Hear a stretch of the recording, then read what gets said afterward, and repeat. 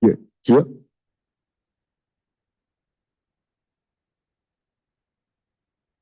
here, here. Yes, what's up? Oh,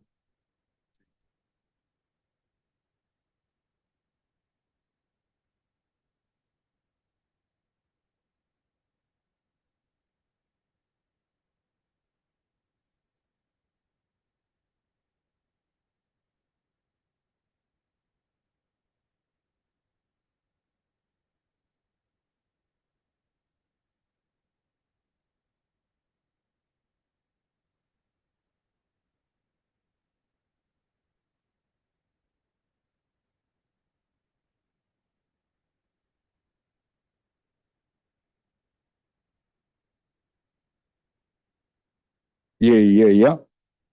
Yeah.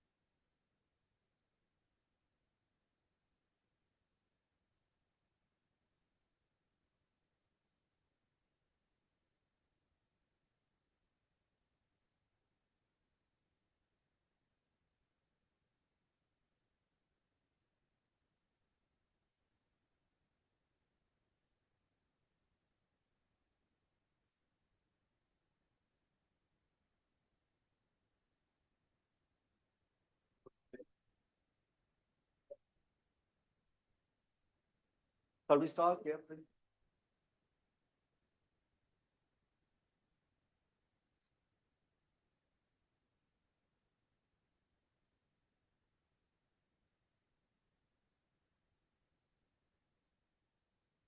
It's coming. And it is also put online. It's okay. So hello to everyone here in the room and online. As many people online as in the room now early morning. So welcome to the Division A Fundamental Astronomy Fundamental Division Days for today, this morning, this afternoon session, and there will be another set of sessions on Monday. So you have here the steering committee that was also the organizing committee for these division days with the link of the Division A webpage on the IAU. A few just words of introduction before we start. So the number of members in the Division A is moderate, I would say. It's not the largest division in the IAU, but numbers is increasing over the years. So welcome, and also IAU has put in place the junior members, so it's also to welcome young colleagues having the PhD, postdocs, etc. And we have also a good proportion of young members, so also encourage the young people to join IAU. So that's about the numbers of members increasing. We also have a few colleagues and members that passed away. So maybe we can please have a moment of silence for the deceased members.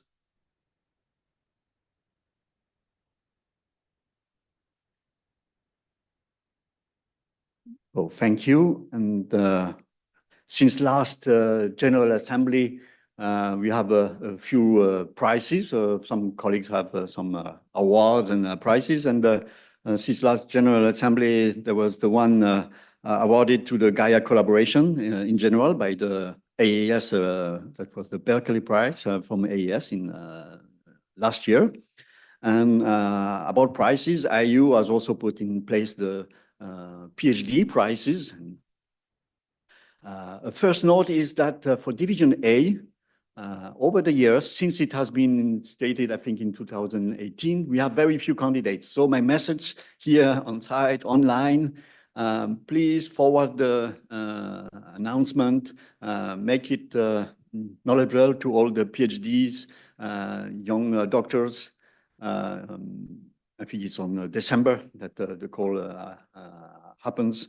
That's a candidate to Division A. We have too many candidates. Sometimes, as you see, this for the last year, 2023, there was no candidate. And in other divisions, I can tell you there are tens of candidates. It's very pressure is very high, and so you're welcome to candidate for Division A.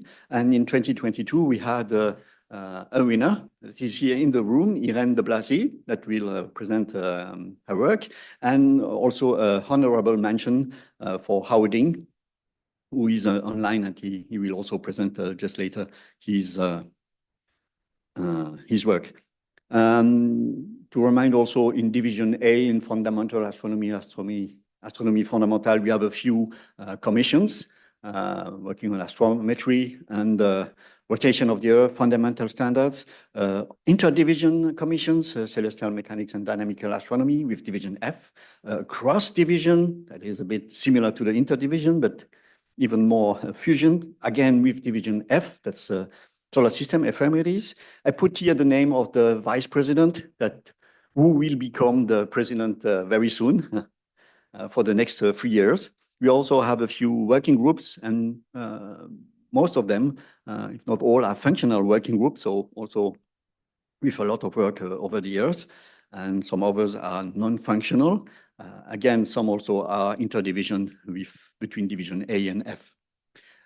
We had a few symposia, IAU symposium over the years, and I want to stress to make a first announcement also. There is a symposium that will be held in Argentina next year, in 1 year, in beginning of August in Argentina, La Plata. And we will hear more about it on Monday. And we also have a focus meeting for this General Assembly next week that was also supported and coordinated by Division A on multi-wavelength astrometry. So that's it for the announcement of the focus meeting and symposia. And now we have here the program that is also available on the web, and I've sent it to all the IAU members. And so we start with this morning session with the talks for the PhD prizes. And I have also to tell that Bonnie Steves unfortunately had to withdraw a talk. She might not make it to come here. Maybe next week she will be available to join us online. Bonnie Steves is the division vice president, and she will become the president for the next triennium. So we start with the presentation of the PhD prizes, starting with Irene de Blasi, that will present her work. So I welcome here on the stage, and at the same time, since you have a, well, we can applause. So again, we need more candidates, brilliant candidates as Irene. And so IAU is also inviting, the PhD prizes are invited here to the General Assembly, so they learn a bit more about the IAU in general, about the division in particular, and given also the opportunity to give this talk. So please, here you have a nice certificate. Thank you very much. Congratulations. Thank you. And so now you have about half an hour to present your PhD and your present work, what you're doing now. Thank you very much. You know how it works? Let's hope to not. So, how can I pass to my slides? Oh, okay. So, perfect. So, firstly, let me say two very important things. First of all, yeah, sure. First of all, let me thanks a lot the IAU and the Division A for this beautiful award. And also it's, of course, a great honor to be here. And of course, also for the opportunity to participate to this great assembly. I'm overwhelmingly happy to be here. Second thing, very important, I have to say, is that I am a mathematician. I'm a researcher in mathematical analysis applied to celestial mechanics at the University of Turin. So in my slides, you will see a couple of times the word theorem. Very sorry for that, but I hope that it will be enjoyable anyway. So today I would like to present some techniques coming from analysis that I think that could be useful in some problems in celestial mechanics, and in particular in estimating the stability time for long terms in some models in celestial mechanics. So I will start with a theoretical presentation of the results I will use, and then I will apply them to the case of satellites around the Earth. So, where I have to put this? Okay, here we go.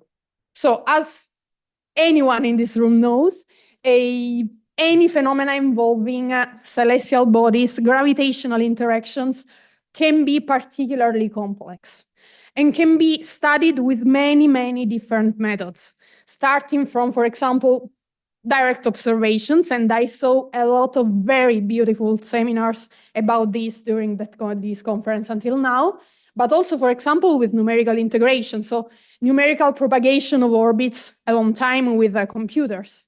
But another method that can be used to study the dynamics of this kind of complex systems comes from analysis. So analytical techniques could be particularly useful in trying to understand something about this kind of very complex models because they are rigorous as they come from precise mathematical statements, but also sometimes very general in the sense that the results we have do not hold only for very specific bodies, but for example, for a large set of initial conditions, parameters, so can be applied to many different situations at the same time. Some questions that can be investigated using this kind of methods are, for example, the existence of periodic solutions. So we take a system and we ask if there are periodic solutions and under which conditions we can expect to find them. Conditions in terms of, for example, initial position or velocity or values of the parameters. And another very important question, which is more or less the contrary of searching for periodic solutions, is the presence of chaotic behavior. Now, in mathematics, chaos can be defined in many, many, many different ways, but all these definitions have in common the fact the sensitivity to changes in initial conditions. So whenever you start from a trajectory, you know that from mathematical theorems, you know that if you know exactly the initial conditions of such trajectory, you will know forever how that trajectory goes. But in chaotic systems, you also know that if you move just a little bit from their initial conditions, in principle, the motion could be completely unpredictable. So knowing if a system is chaotic or not is particularly important to understand also, for example, if you are able to propagate an orbit in time, because you cannot make infinitely precise measurements. So if you have something which is not completely precise, in chaotic systems, you could have an unpredictable behavior. But the question I would like to focus in today is the stability and long-term behavior of systems. So we found a trajectory or a family of trajectories. We ask if they are stable and for forward or backward times. In mathematics, it's not very important if you go back in time or forward in time. And we ask for how long we can expect to predict the behavior of our trajectories. So, okay. Of course, there are many, many, many analytical methods that can be used in celestial mechanics and in dynamical systems in general. For example, we have variational methods in which trajectories are computed as critical points of action functional, least action principle for Lagrangian action, for example. But also an important part of analytical methods for dynamical system is given by perturbation theory. And I will present here perturbation theory in a Hamiltonian framework. I will present three methods: classical perturbation theory, KEM, and Negorchev theory, but I will arrive here in a moment.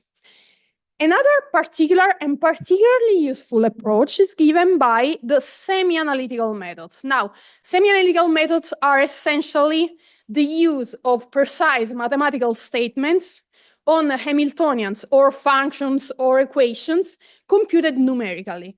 For example, as Taylor expansions of something whose coefficients are computed numerically. So you use a mixed approach of computer-based and analytic-based methods to try to understand something about your system, which is as feasible, as close as possible to the actual motion. And again, okay. So let us start a little bit in general, but then I will apply all of these to a physical problem. So the methods I will show you today are based, applied to near integrable Hamiltonian systems.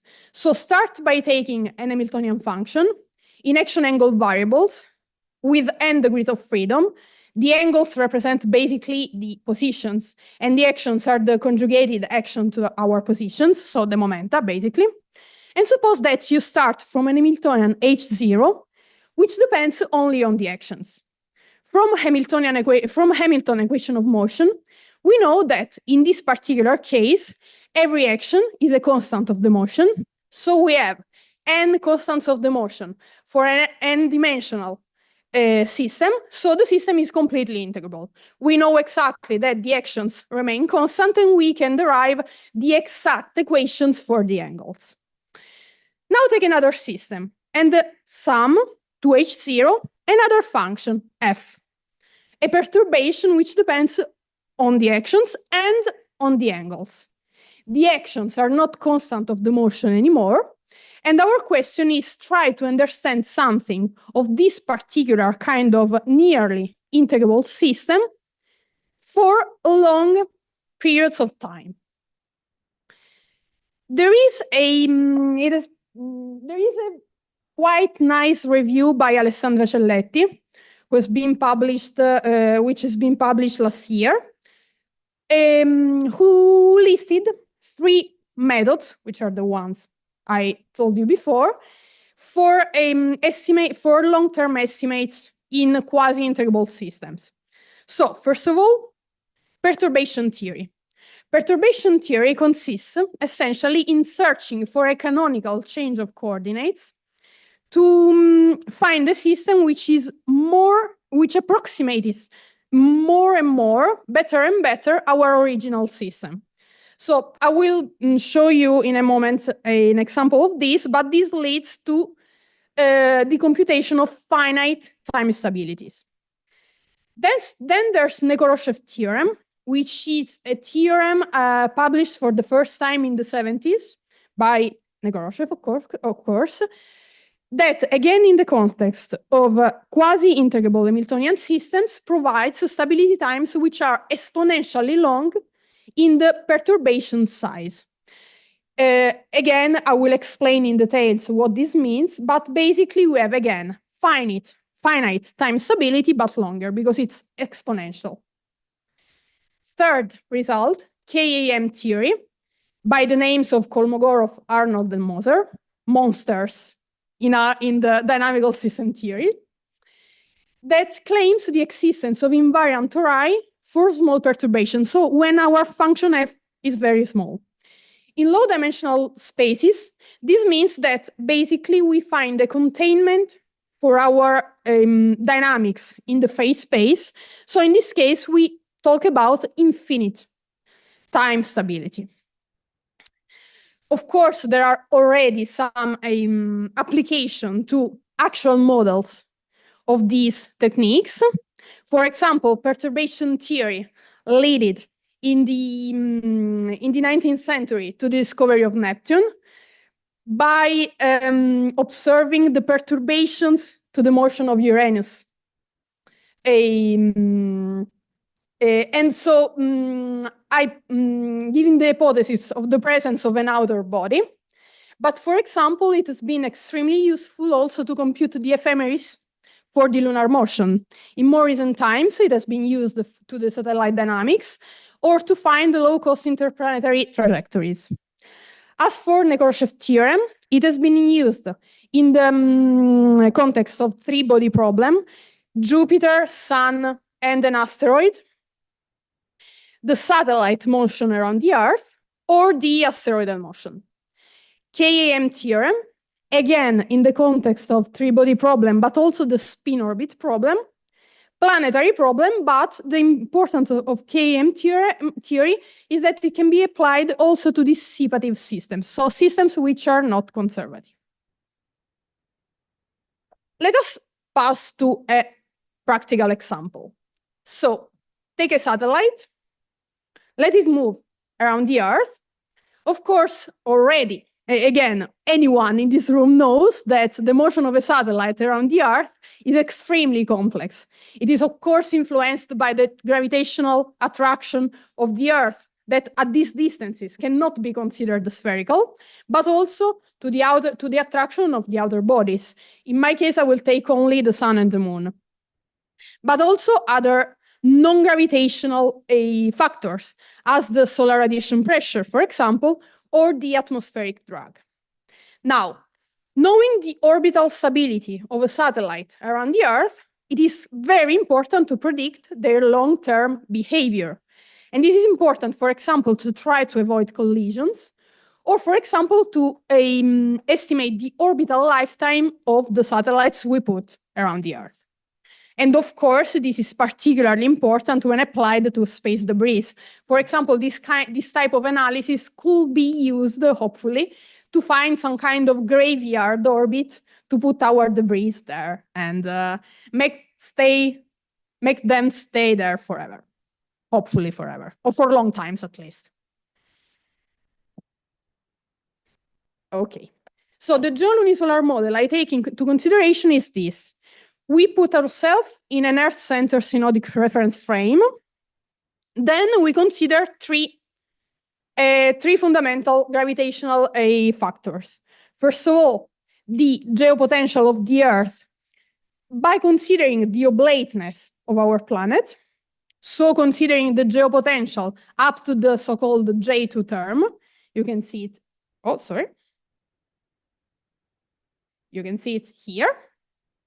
And then the Sun and the Moon as third body external perturbations to our motion. So this is the Hamiltonian resulting, which is the sum of three terms. Again, Earth, Sun, and Moon.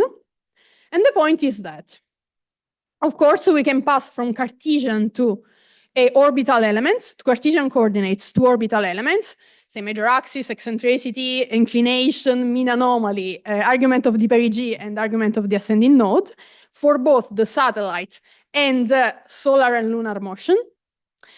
And the point is that since we are interested to the long-term behavior of such satellites, we can average our Hamiltonians over the fast and semi-fast angles of the system, so the three mean anomalies of Sun, Moon, and the satellite, and obtain a system which is 2 degrees of freedom, in which the same major axis, which is basically conjugated to the fast angle, constant, so having the eccentricity and inclination, the variables of our problem. Another interesting fact that we can notice is that if we put the Sun and the Moon on the ecliptic plane, which is not the equatorial plane, so a plane which is inclined with respect to the equatorial one, our equilibrium plane is shifted from being equatorial, is a little bit inclined. This plane is called the Laplace plane. It has a non-zero inclination that depends on the distance we are considering. There are formulas, expansions basically, that tells you how this inclination changes with the distance from the Earth. So we can use a particular set of Delaunay action angle coordinates. So basically linear combinations of the orbital parameters, if you want. I1 is basically related to the eccentricity. I2 is basically related to the inclination. There are formulas. I didn't put them here, but you can find them in many classical books or my papers, if you want. And if you can express the Gel-unisolar Hamiltonian as the sum of two terms. The first term depends on the action and only on a particular linear combination of the angles. Then you have a term which depends on all the angles in any possible combinations. Now the point is that if you neglect this term and you take only this Z term, which is called usually the normal part, you can see that since here you have the dependence only on a particular combination of the angles, you have that a particular linear combination of the associated actions is maintained constant, is a constant of the motion if you neglect the R term. If you go into computations, you understand that this particular combination of actions correspond to a function in eccentricity and inclination, which is essentially the Lidov-Kozai integral. So basically, we are saying that if we don't consider the R term, this term in red here is a constant of the motion. So basically, we are saying that eccentricity and inclination of our satellite can change, but keeping constant this quantity. So this is basically a locking between eccentricity and inclination in our model. Of course, if you consider also the remainder, this term R here, this is not true anymore. But if this is small, then this is quasi constant because the action of this R term in the whole dynamics is very small. The point is that it is possible to relate the stability of this quasi-integral of the motion to the size of this term here. If this is 0, the stability time is infinite. If this is small, the stability time is large, hopefully. If this is big, we don't know so much about the stability of this quasi-integral of the motion. More precisely, if we fix a maximum variational load by basically the mean function theorem, we are able, the mean volume theorem, we are able to say up to which we are sure that our quasi-integral of the motion change less than our threshold value. Numbers here. Here you can find the stability times computed by putting the numbers inside our Hamiltonian for different values of the altitude. Here you have Leo, Meo, then Geo, and then after Geo. For a fixed value of this threshold maximum variational load, for trajectories which are quasi equatorial and quasi circular. As you can see, the stability times are extremely long, but they decrease a lot when we move forward from the Earth. Why this? Because we are approaching the Sun and the Moon, and of course, the influence of the Sun and the Moon makes our system more unstable.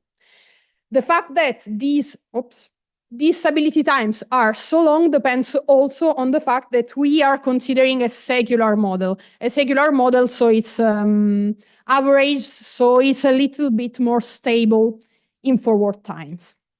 But this was the first method I wanted to present to you.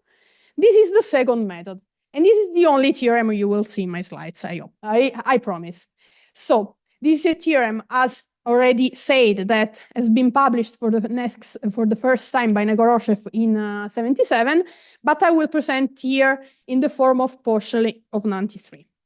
So this theorem basically applies to quasi-integrable Hamiltonians as the one I showed you before, and states that under some particular conditions on H0, and if the perturbation is sufficiently small in a suitable functional norm, we are able to say that the actions, which are again constants if we consider only H0, but not constants anymore if we consider the whole system, remains bounded by our threshold 4 times, which are exponentially increasing with the inverse of the perturbation size. So again, if f is 0, this is e to the 1 over 0, so infinitely long stability times. If f is small, we have the exponential 1 over very small quantity, so the times are exponentially long with the size. Oh, I did the mistake. Thank you very much. So these times are stability long, exponentially long with the size of the perturbation in this sense. How to apply this to the geocentric satellites? So basically, we do like this. We take our geolunisolar Hamiltonian, we search for a change of variables such that our geolunisolar Hamiltonian is in the form of H0 depending only on the actions plus a perturbation. To this kind of Hamiltonian, we check the hypotheses of our theorem, that again are some hypotheses on the H0 plus smallness conditions on the perturbation. And if a theorem can be applied, we use the theorem to compute stability times. An important thing is that the procedure we perform is local, in the sense that we are working locally around the precise reference values of the major axis, eccentricity, and inclination. The results we obtained are these. So here you can find, I don't know if it's so visible from the back, but I hope so. Here you can see the major axis, here the inclination, and here the eccentricity. This is done for different values of the major axis, ranging from 11,000 kilometers to 19,000 kilometers. And this kind of graphics can be read in this way. So colored regions are the values of inclination and eccentricity for which the theorem can be applied. So we found a canonical change of variables such that the theorem can be applied. The color scale indicates the stability time we obtained. Here, for example, is 32,000 years. Here is 100 years. The white regions are the values of eccentricity and inclination for which our theorem cannot be applied with our algorithm. And another particular feature is these red lines here. These correspond to the known lunar geolunisolar resonances of the secular geolunisolar problem. They can be found in any classical book of celestial mechanics. Yeah, the colors are the time stability. So, for example, yellow here is good, brown is less good. So, what we can notice here, so again, the red lines are in correspondence of the resonances of geolunisolar secular problem. You can notice that around red lines, even in the best case, you find the white regions. So, what we observe is essentially that if we go farther from the Earth, the domain of applicability, so the colored regions for our theorem shrink, and the stability time gets worse and worse.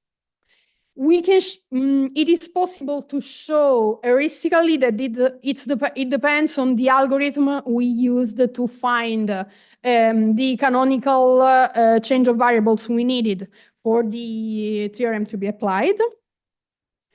And another important fact is that around the red lines, we have white regions. And this depends from the fact, from a construction point of view, but also from the fact that the hypotheses on H0 are related to the presence of resonances or not. Just to conclude, so this was to try to convince you a little bit that analytical methods can be used to find, to predict the long-term behavior of gravitational systems. Of course, the results can be improved by constructing a different algorithm or considering better the resonant regime. But again, I would like to say that the take-home message of this seminar is that this kind of methods here are applied to a simplified model, but they can be applied to any model with any degrees of freedom, with any perturbation you can think about. And the strategy is always the same, since the results we used are completely general.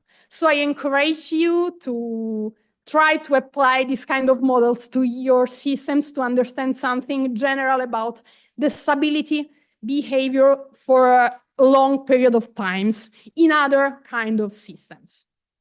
So with this, I conclude. This is my bibliography with our work in collaboration with Alessandra Gelletti and Christos Efthymiopoulos, and thank you very much for your attention.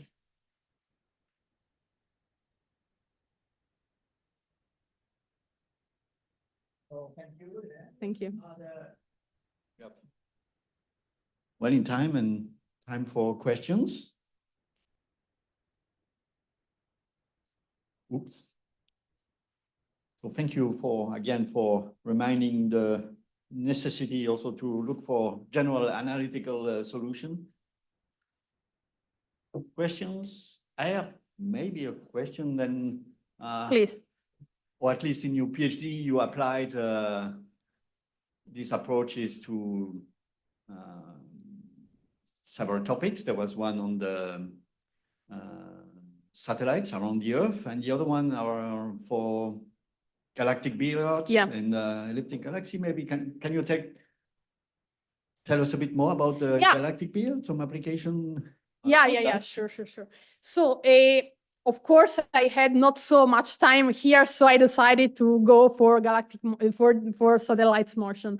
But the other part of my thesis was about another dynamical problem coming again for celestial mechanics, which I call basically galactic billiard. But basically, it's a coupling of two potentials, which are a harmonic potential close to a far from a singularity, and the Keplerian potential close to a singularity. Basically, the physical problem I wanted to mimic was the case of an elliptic galaxy having a singularity or a center of mass in its center. So in this case, if you are far from the singularity, you feel the gravitational attraction of the whole elliptical distribution of matter, which translates in a harmonic potential. But if you are close to your singularity, you don't feel the whole galaxy, but the central mass. So basically, my work was to try to understand how a particle behaves if it's subjected to these coupled, to these two counter forces, if you want. So having two different regimes for close and farther distance from the center of the galaxy. And what I found out at the end was that this system admits some kind of periodic, very interesting trajectories, but it is also chaotic. So it is very difficult to understand, to predict the behavior of your trajectories if you don't know exactly where you are starting. So this was the other part of my thesis. Okay. So thank you again, and congratulations for your prize. Thank you. There was a question. There was a question. Thank you very much for your talk, but I would ask you a question.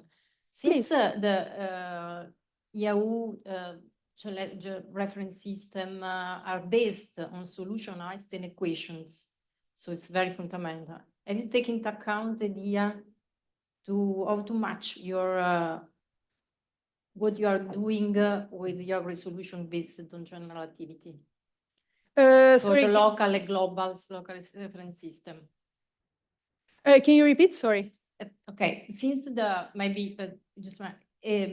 since the IAU resolution on celestial reference system, geocentric reference system, lunar reference system are based on Einstein solution for the solar system, so internal, global, and local. So will you take into account also this aspect, your So the for the moment, solution? we consider a Newtonian world.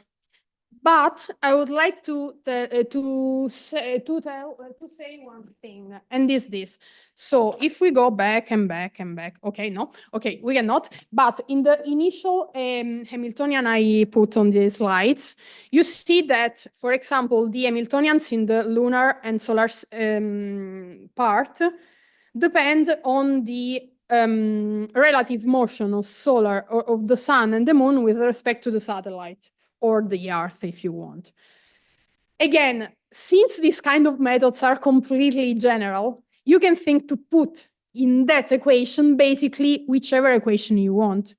Also, since these methods do not require so much on the perturbing function, but required a lot on the integrable function, you can think, for example, to put relativistic effects in the perturbing function. And if you are close to the Earth, we may hope that they are so small that you can control their size, and basically their size is the only thing that matters to use this kind of methods. And this is what I was telling at the end. So you can take whichever perturbation you can think about, whichever complication of your that you can think about to apply these methods. Thank you. Thank you. Yeah. So thank you again, you. and we have to move on now to the next talk about a PhD award, honorable mention.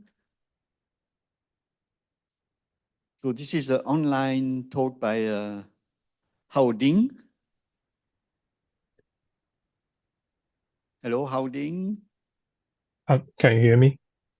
Yes, we can hear you, and we have now the screen.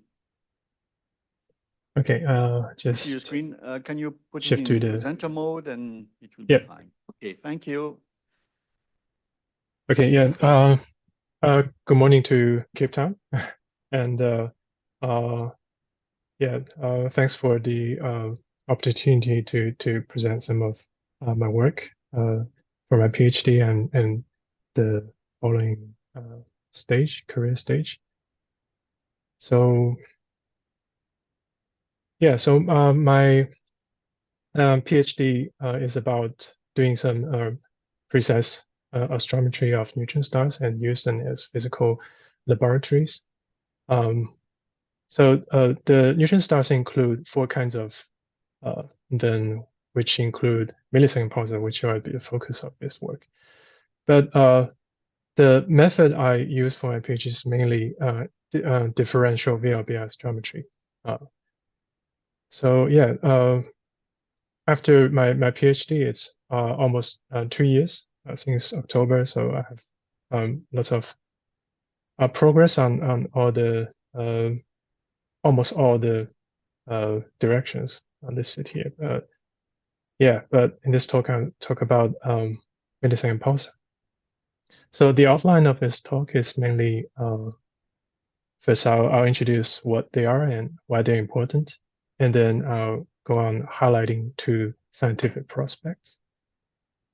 And then in the end of the talk, I'll simply just mention 3 ongoing new programs of millisecond pulsar astrometry.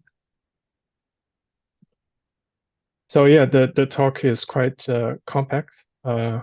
So I need to just run a little bit. So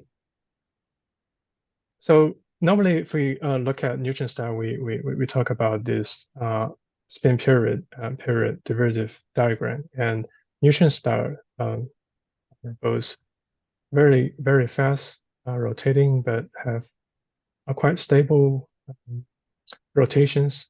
So they're situated at this corner. And because they're very stable and fast rotating, we can actually just observe and measure their time of arrival on the pulses, and then try to model the parameters, a long list of parameters, including, for example, their position, their pole motion, their spin decay, etc. And a very interesting application is to use an array of them to collectively model and to constrain the signal of gravitational wave background, stochastic gravitational background in the common timing residuals of those millisecond pulses. And specifically, we're looking at a quadrupole pattern in the timing residual. And if you look across the gravitational wave spectrum, we are actually looking at nanohertz regime with positive timing array, so that we can probe, for example, supermassive black hole binary and also early universe. So in order to do all those kind of investigation, we need to constantly deepen the sensitivity of positive timing array. And I'm going to explain how VLBI is important for doing that. So because if we don't add new millisecond pulses to positive timing array, then we will expect the sensitivity to grow with quite slowly. But that would be a different story with newly discovered and qualified millisecond pulses added to the array. But there's a problem. Such sources are just can easily have their red timing noises where the signal of gravitational wave background reside can be resolved into the uncertain model parameters.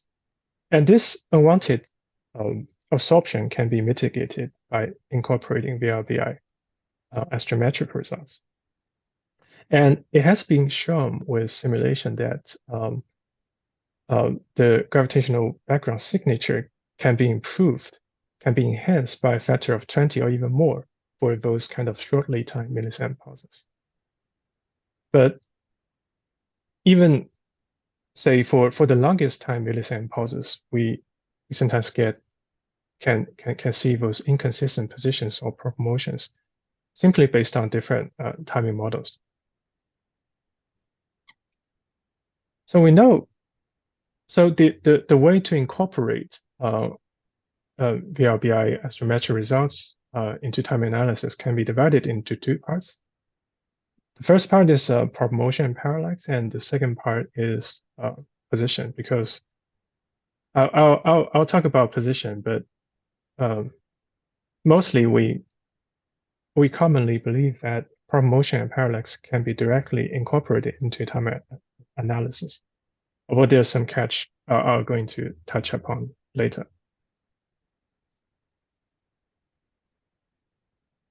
So I hope I have convinced you that millisecond pulse astrometry is important, but currently there's only a small number of them, only 25 among 124, at least 124 of them are measured with VLBI, and 16 of them are measured with the MSPSR Pi project.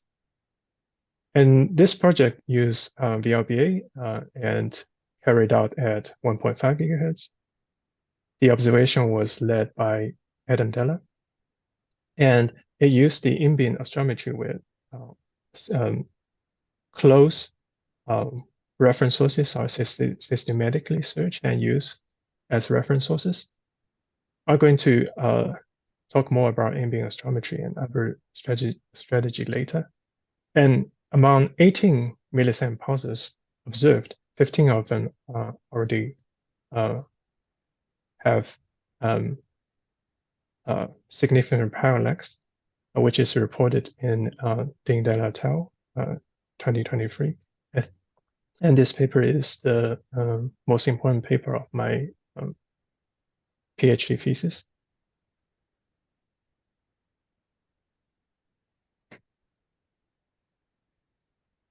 So essentially, what we do to measure probe motion and parallax is this differential astrometry, and because of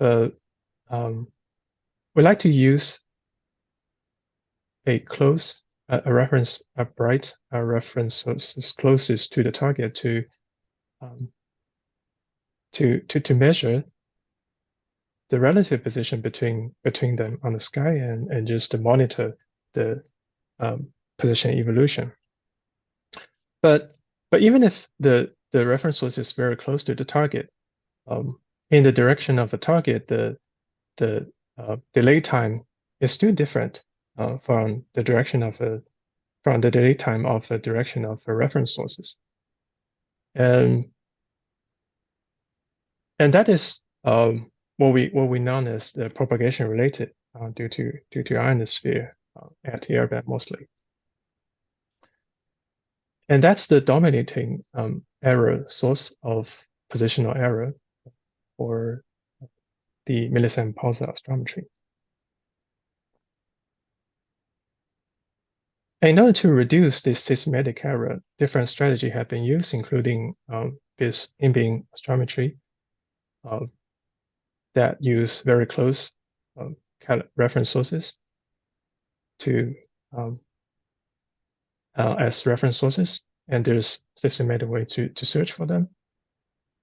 But sometimes we cannot find them, so we use multiple calibrators to interpolate the phase solution to a position quite close to the target. So that's another way, also known as the multi-view strategy. And in the same way, but slightly different, when the target is bright, then we can combine inverse phase referencing with multi-view. Then it's inverse multi-view strategy. And also, more recently, if we have two sources close to the target, we can interpolate the solution to a virtual calibrator, and which form a 90-degree angle with the target, and so that we can minimize the correlation between the position series acquired from two reference sources and use them to jointly infer the astrometric parameter.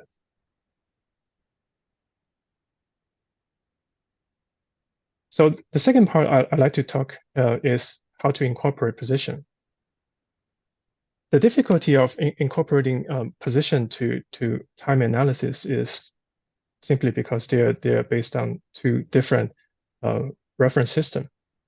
VRBI is in this kinematic celestial reference frame established with remote AGNs almost static on the sky, whereas pulsar timing is in order to connect the pulse time of arrival recorded at different time, we need to convert them to the common solar system barycenter, and there are also many realizations of them due to, well, they are improving. They are kind of convergent to better versions, but there are always some inaccuracy in them, and which may cause residual systematic offset from the kinematic celestial reference system. And apart from the dependence of timing position on planetary ephemeris, there are also dependence on the way dispersion measure are modeled. And so in order to reduce those planetary ephemeris related or dispersion measure related uncertainty, VRBI can be used to distinguish different models and hence enhancing pulsar timing error sensitivity. But actually, to connect dynamic and dynamic and kinematic frame is not easy. But at least the typical the indicative positional uncertainty for timing positions of those best timed millisecond pulsars are typically 0.2 milli-arcsecond. So in order to make VRBI position useful, the connection need to be made better than that level to, for example, less than 100 micro-arcsecond level. But then if we look at normal pulses, they're just far behind the constraint that can be made with millisecond pulsar. So millisecond pulsar is the key. But apart from VLBI observations, Gaia can also be used sometimes, but there are only few of them that have companions that are bright enough for Gaia to observe. So there are 8 of them, around 8 of them. And the typical positional precision can be 0.3, so it's along this curve. However, if we look at VLBI, previously the typical positional precision is only over 1 milliarcsecond level. So it's lagging behind Gaia in terms of precision. But however, Gaia doesn't have many sources. So if we can improve the 25 sources of 1 milliarcsecond precision to about 100 with whatever level, then we can. It is very promising that would promise a better improvement of connection, and that is a major focus of my postdoc research. So the absolute position we're talking about here is different from the reference position, which is basically a relative position. But in order to constrain the absolute position of the millisecond pulsar, we need to ultimately tie the millisecond pulsar to a source with a precise absolute position obtained with geodesy, which is not usually the case for the relatively faint in-beam calibrator. So, well, in this case, say we tie this to a brighter but further away reference sources. So that's not the end of the story. Such a source, the position of the source is normally determined at higher frequency, and pulsar and the reference sources are normally observed at around 1.5 gigahertz. So because of this change of observing frequency, there will be a shift of the reference source, because that's one feature of the jet core of emitted from AGN, which is known as the frequency-dependent core shift, and that's actually the dominating error source of the absolute position of millisecond pulsar. So apart from that, there's also propagation-related errors. So one way to reduce the error is to, for example, doing some absolute astrometry, some geodesy observation to obtain the airband position of a reference source.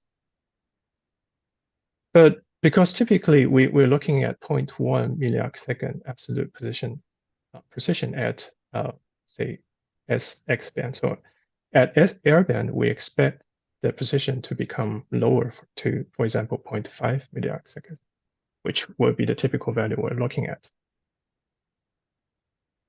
A different way is that we propose to combine this phase screen interpolation plus frequency dependent core shift strategy, which combine to the 2D interpolation or multi-view with one way to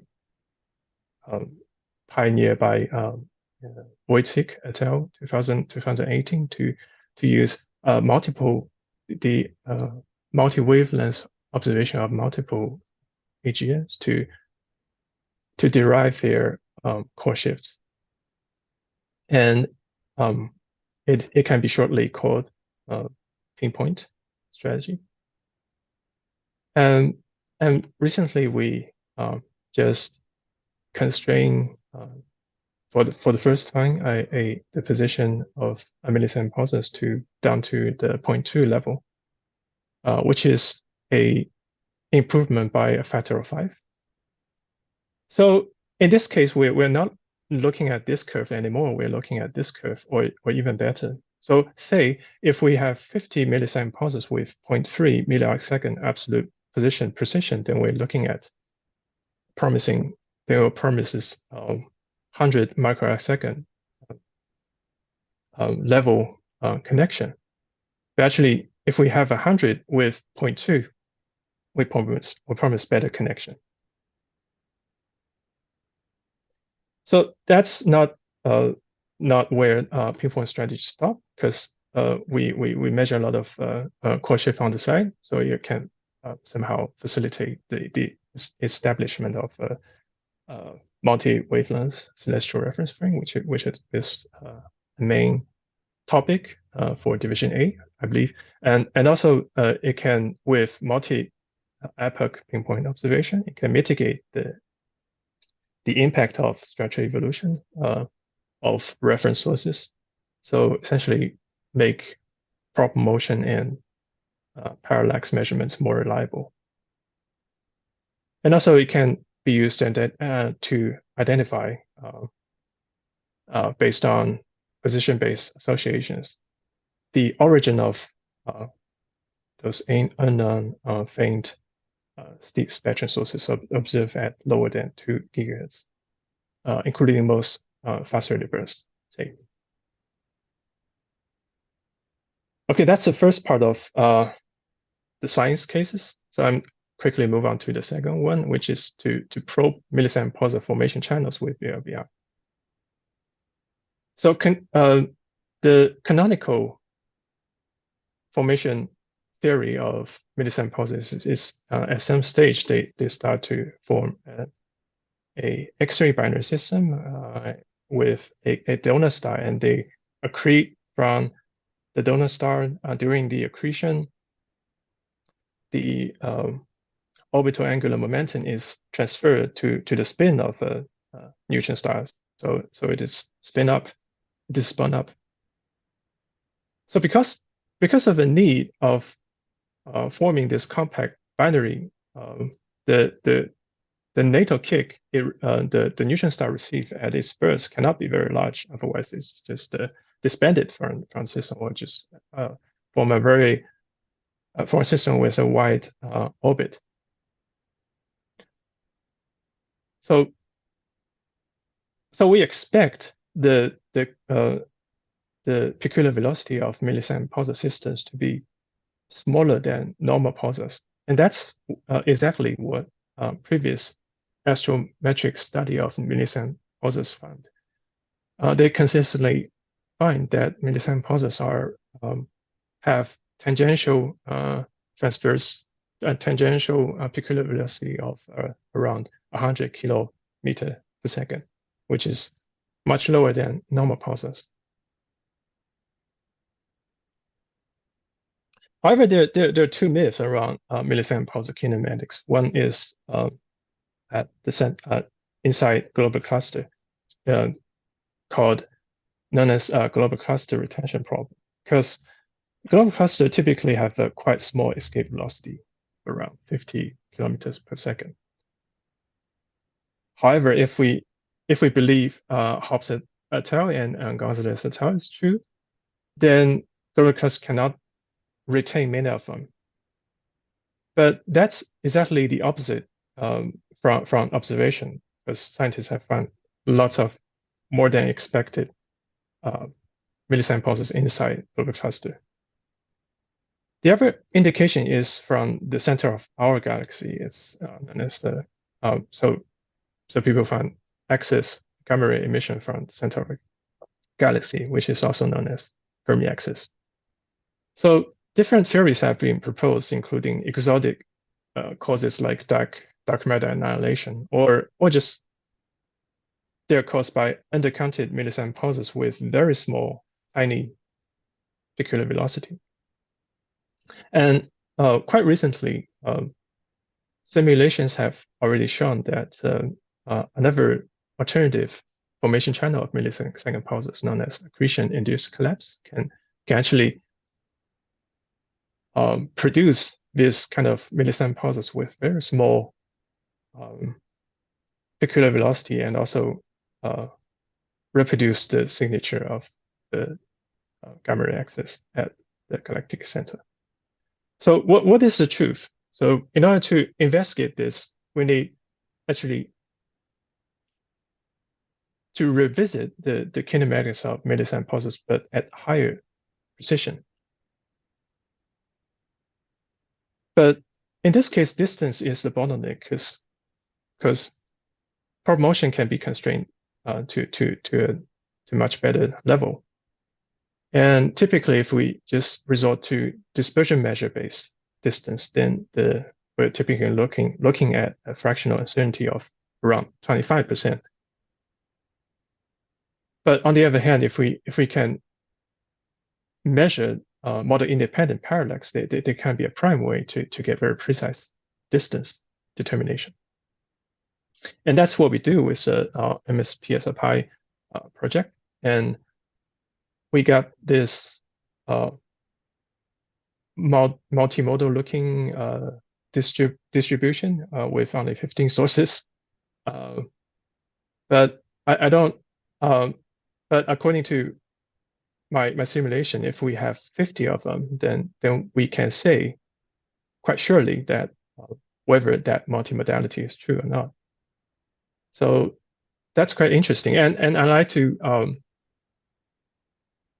emphasize on the importance of the precision, the position of the distance with one more with these slides. It's quite interesting if we just relaxing or just enlarging the fractional uncertainty of distance to 25%, which is quite exactly the same as this dispersion measure-based distance, then what we get is quite similar to what is reported by Gonzalez et al. To 2011. So which shows that we indeed need very precise distance to resolve different velocity modes of Melis-Sam pulse. So it's likely that we're getting very close, and if we can get 50 or even it's possible to even measure 80 of them, then we can ultimately just constrain different modes and trace back to how many Melis-Sam pulses, what fraction of them are come from different formation channels. But the challenge is we need to account for sample, taking into account the sample bias and also relate current Melis-Sam pulsar kinematics to their birth position, because Melis-Sam pulsars are typically quite old and they have gone a long way from their birthplace. So that's the challenge. So I'll quickly go through finally some ongoing progress. 2 minutes? So the first one. In 2 minutes, how? The first one is the continuation of MSPSR Pi sample, that Pi program, which is will be continue to be led by Adam. So it will look at 44 more sources, and it is ongoing. And the other program is in the Southern Hemisphere and is led by myself. And we will use LBA, extended LBA, the Australian long baseline array to look at 28 sources using the multi-view strategy. And yeah, it's also ongoing. It will be the first LBA astronomy survey of Melis-Sam pulsars. So yeah, also we have some approved time to apply pinpoint to more Melis-Sam pulsars. So I'll leave it there with my takeaways and receive a question. Thank you. Some applause. Are there some questions on the various parts? On the multi-view, on the VLBI?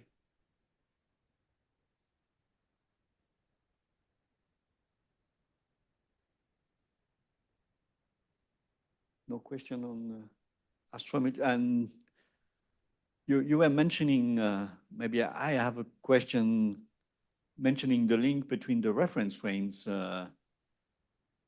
between the kinetic and the dynamical one.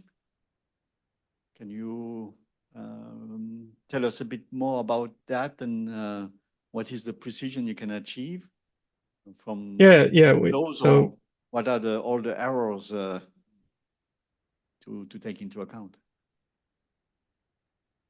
Yeah, that's described in this plot. So previously we were looking at this trend. The prediction is made by Liu et al. To 2023 in this paper, and so previously we were looking at this trend. So if we have 50 source with 1 milliarcsecond positional precision, then we might not doing a lot because it's just comparable. The precision level just comparable to the level of timing to the uncertainty level of a best timed pulsar. And now if we have like 50 positions with 0.3 absolute position precision, then we're looking at here, then it's definitely useful for incorporate VRBR position directly to with this connection to the timing analysis. And also it can be used to for example distinguish different models, different planetary ephemerids used by pulsar timing. But if we have in theory, we can have 100 milliarcsecond and with 0.2 milliarcsecond absolute position precision. So the level we can achieve for this frame connection should be higher than 100 microsecond level. Okay, thank you. Now there is a question. Howie, you mentioned that we can determine the frame ties from by comparing positions from pulsar array and VLBI. Can you elaborate a bit more? What can we do beyond just these rotation angles? Reason I'm asking because claim of PTA on detection gravitational waves hinges on very precise error model. Is it possible to validate that error model? What can we do beyond just three rotation angles, provided we will determine very precise positions of 30 to 50 pulsars? Yeah. So there's some entanglement that we need to solve. Like for example, different model of dispersion measure would also cause a position shift. And different planetary ephemerids using different planetary ephemerids would also cause the position to change in timing analysis. So yeah,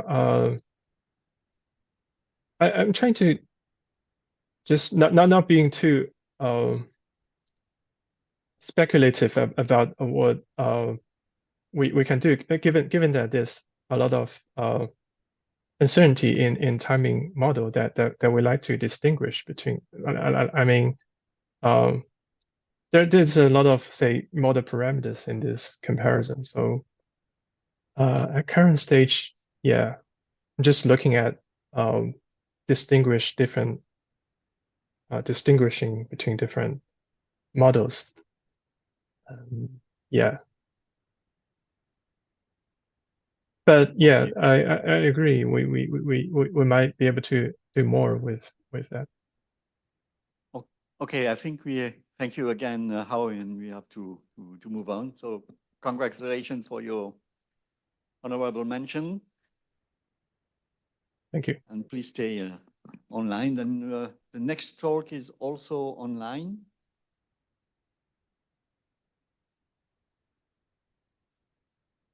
given by Aigerim Ibrahimova.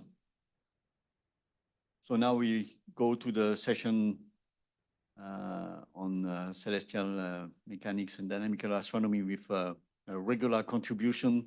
So it's a total of 12 minutes. I will warn you maybe 1 minute before the end. So please, Aigerim. Yeah, thank you. Study of the small body dynamics with variable masses in the presence of reactive forces in the framework of the restricted three-body problem with variable masses. Real space systems are non-stationary. It means that their masses, shapes, and some other physical parameters change during their evolution. In this work, we consider this problem. We have three bodies. They are star, planet, and asteroid. The motion of two massive bodies determined by their mutual gravitational attraction and by the reactive force that occur during their mass variation. The third body with a negligible small mass doesn't affect the motion of two massive bodies and moves in their gravitational field. Even though the mass of third body is assumed to be small, its mass changes also leads to the emergence of reactive force and the perturbation of its motion. We consider this problem in the relative coordinate system. In the center of the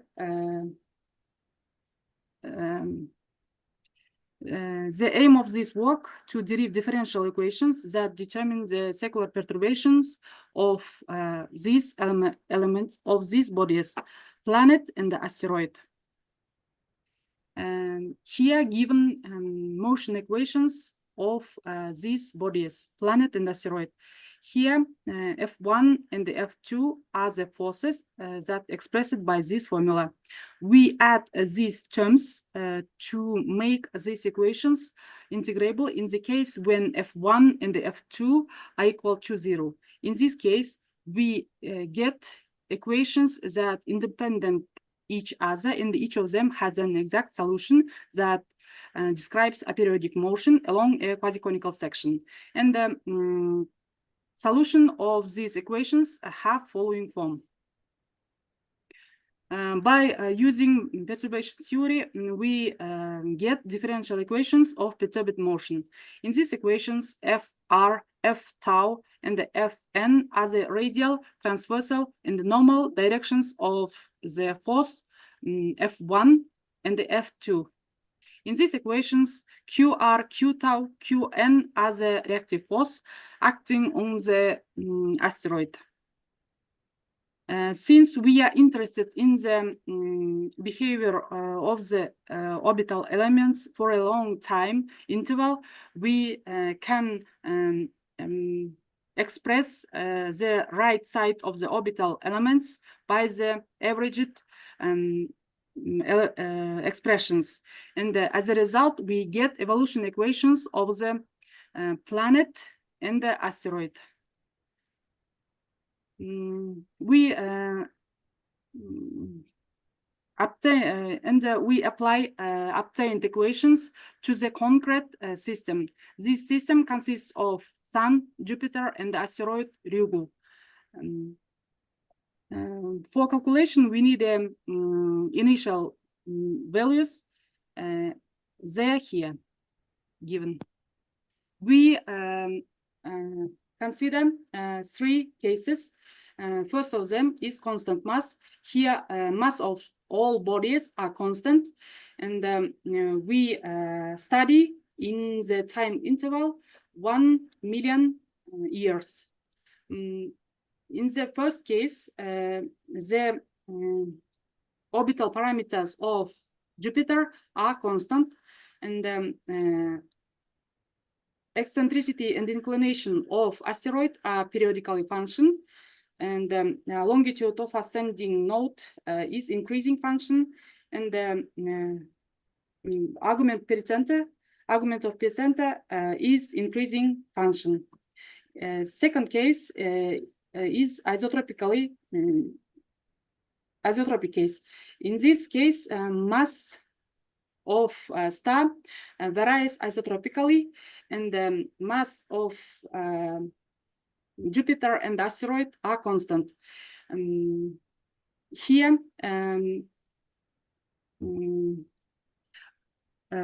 eccentricity and the inclination have aperiodical function, and their frequencies decreases. Third case is a variable mass non-isotropic case.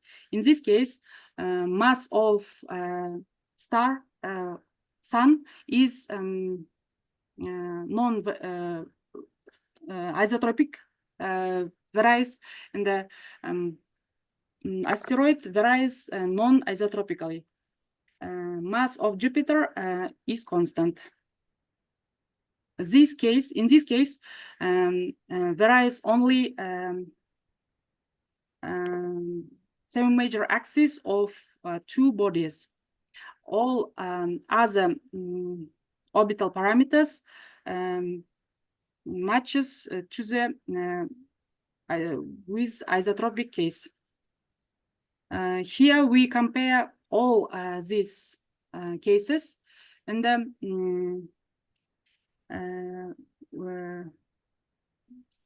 if we compare the constant case with variable mass, we see that changes appear in the 200,000 years, from 200,000 years for all orbital parameters. Note that in the case of isotropic and non-isotropic case, their lines matches.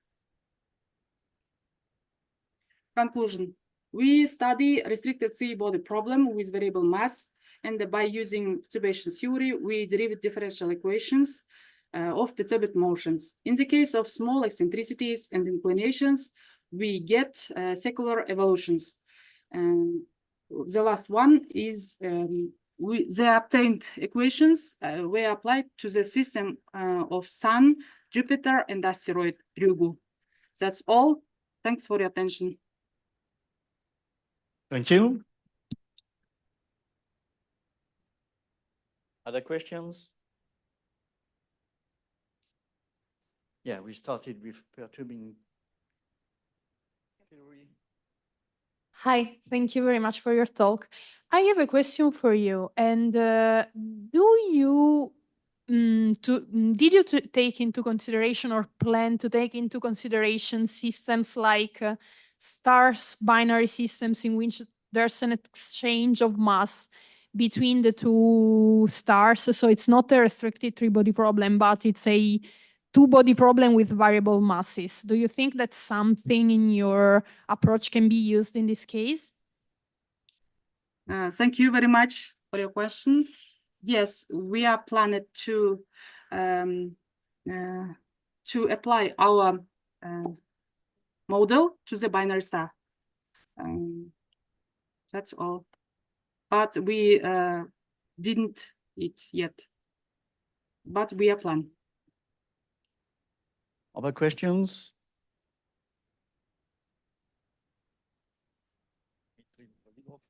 Hello, yes, thank you for your talk. I guess I missed it, but when you consider the mass changes, were the masses decreasing or increasing or just fluctuating?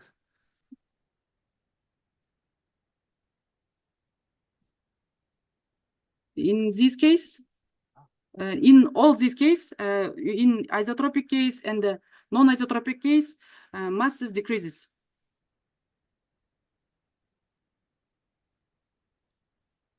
Okay, other questions? No other questions, so thank you again.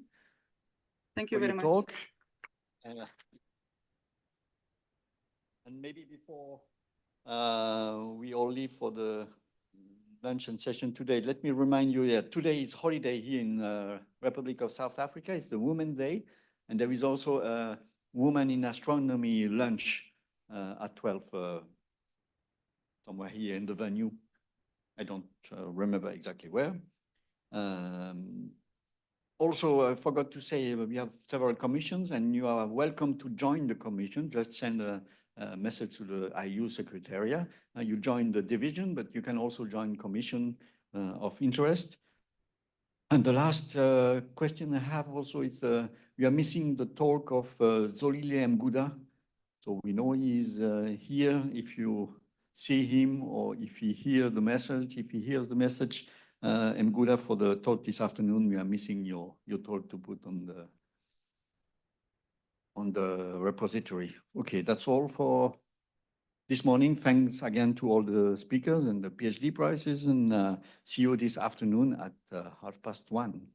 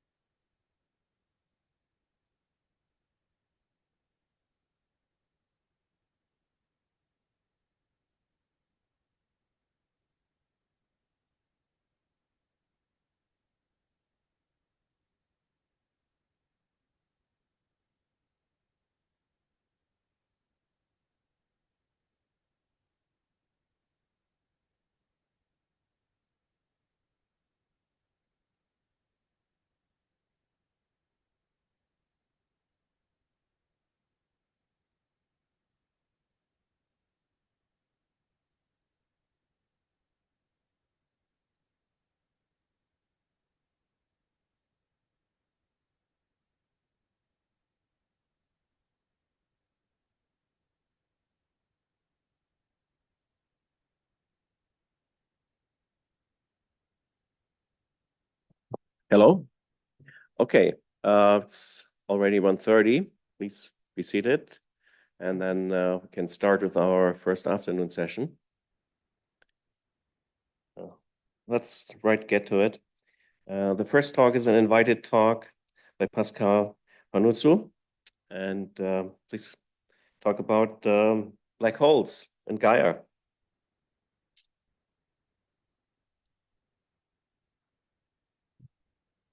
Thank you very much. It's a great honor to be invited to IAU for presenting this exciting discovery of a binary system composed by a star and a black hole with the exceptional mass of 33 solar masses from DR4 pre-release Gaia astrometry. I would first of all stress the fact that this result is indeed the result of the hard work of Deepak, of the all my colleagues in the data processing analysis consortium of Gaia, and in fact the results come out directly from the pipeline with just one equation. So I'm just the lucky guy that found this object in the data, and I got the honor to publish, to follow the paper and publish it. I want to start with an introduction on stellar black holes. As you know, the stellar black holes are the remnants of massive stars that are more massive than 20 solar masses. And well, we detect them now with gravitational waves in the external galaxies, but in our galaxy, we detect them in short period binaries via X-ray emission. In this case, as shown in this illustration, we have a black hole with a companion, and the black hole is grabbing mass from the companion, and the mass that falls into the matter that falls into the black hole produce a lot of X-ray. If the black hole doesn't have a star to which still matter, or if it has a companion that is far away, we talk about dormant black holes, which are very hard to detect. There are one or maybe two dormant black holes which don't have a companion, that were discovered via lensing. And the second one is indeed discovered from Gaia. And a few other dormant black holes discovered via radial velocities. Now Gaia, with its exceptional astrometry, it is expected to find a large number of dormant black holes, although the number of how many dormant black holes should be discovered is something that theoreticians are discussing a lot in the papers. So in DR3, we found two black holes, which are called BH1 and BH2, two systems hosting black holes. BH1 is a 10 solar masses black hole with a sun-like companion that orbits in another around 200 days. And BH2 is almost same mass with a companion that is a giant orbiting with a period of more than 1,000 days. These two discoveries were a bit surprising for the community because indeed when we have a black hole star binary with the star being a low mass component, the models predict that you should have this low mass component in short periods. And then there were several papers discussing how this kind of object can form. Let's move now to BH3, which was discovered from the validation of the preliminary data for the next release. This validation is very important because we are polluted, let's say, by partially resolved binaries, which introduces some spurious effect in the astrometry, and you see them as binaries at some given periods, as you can see in these histograms. All these solutions in these peaks are fake solutions, fake binary systems. But when we look at the DR4 data, we saw several good binaries hosting a black hole. And one was indeed with an extreme mass function. So we rushed to look at this object, but we saw that this astrometric orbit was clean and the radial velocity was in agreement, the radial velocities from Gaia was in agreement with the astrometry. And then we asked to the ESA management to get the permission to publish this result before DR4. In fact, this is the only paper that was published on preliminary data of Gaia. Is really an exception. This movie animation shows you the Gaia data that we have on this system. Here you can see the motion of the star on the sky, and you see the effect of the proper motion and the effect of the parallax, and then this strange wobble that is due to the orbit. Here you can see the orbit motion, which has a period of 11.6 years. So the 5.5 years of data of DR4 do not cover the entire orbit, but given that we have the periapsis in the middle of this time range, we can constrain very well the orbit. You can see here in black the epoch astrometric data. And finally, on the right, you can see the spectroscopy, the radial velocities of which is in perfect agreement with the astrometry.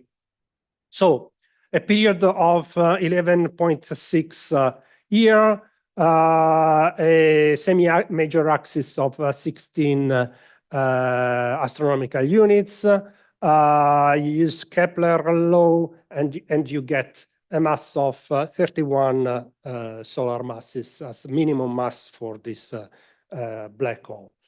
From the parallax, which is quite large, you can see that it is located at a bit less than 600 parsec. So it is the second most closest black hole that we know, just after BH1. Here there is this animation shows the comparison between the orbit again of BH3 and the orbit of BH2 and BH1. So in their plane, and then the comparison with the solar system, so you can get a feeling of the sides of the orbit that goes up to Neptune for the apoapsis. Okay, so given that the black hole is black, what we have studied indeed is with quite a detail is its companion. So we used an iterative procedure to get the stellar parameters. This is detailed in the paper.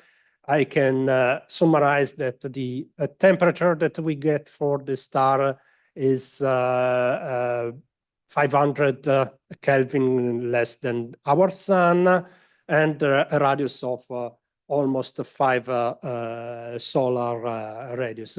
So it is a giant star.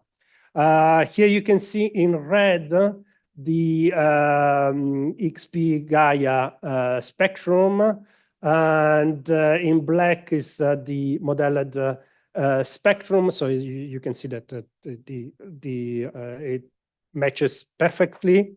The thin line is the unextincted spectrum.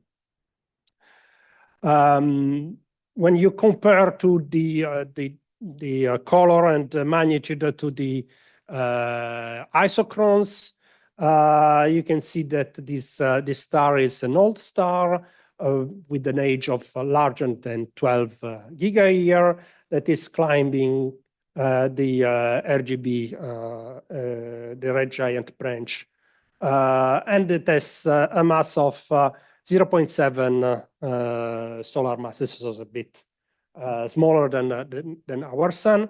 With this mass and the astrometric mass function, we can get an estimate of the mass of quite precise estimate of the mass of the black hole that is almost 33 solar masses.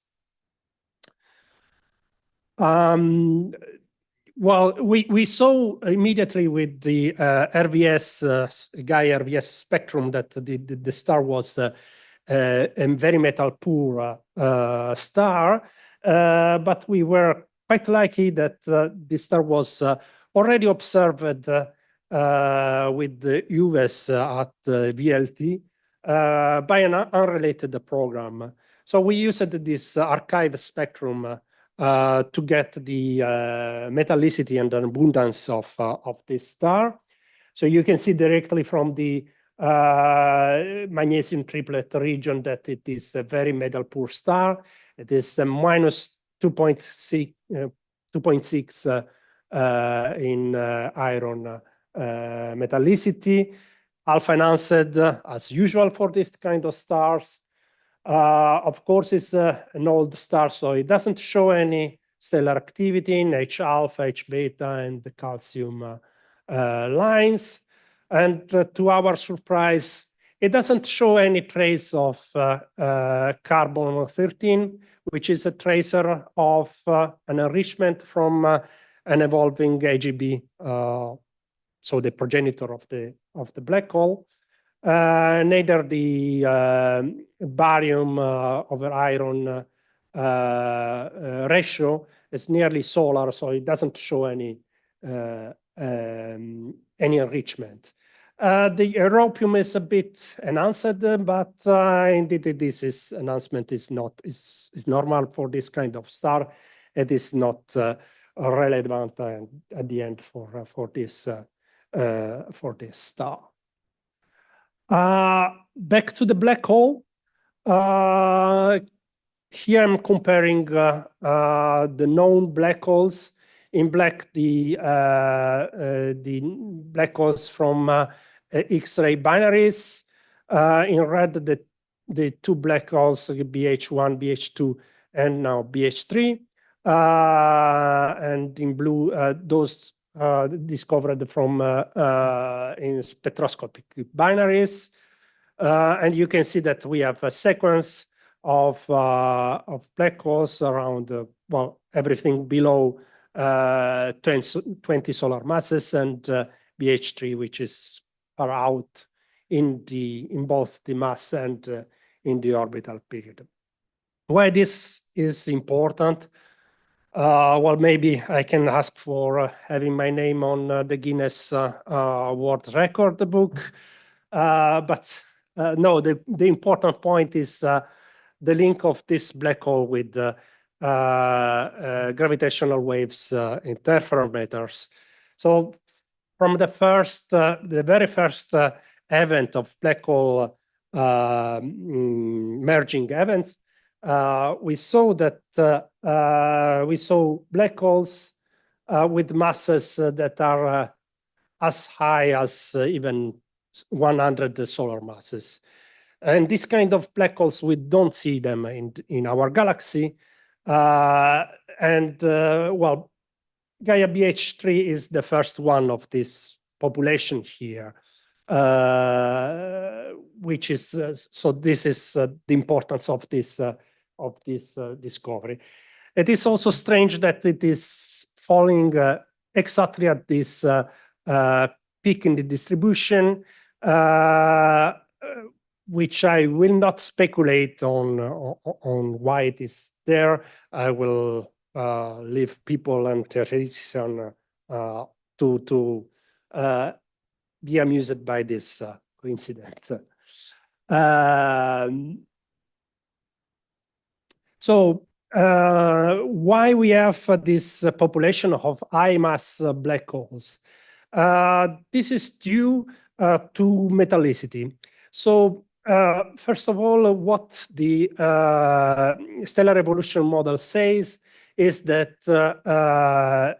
solar metallicity stars are not able to produce a black hole that are more massive than 20 solar masses. And this because these massive stars lose a lot of mass via winds.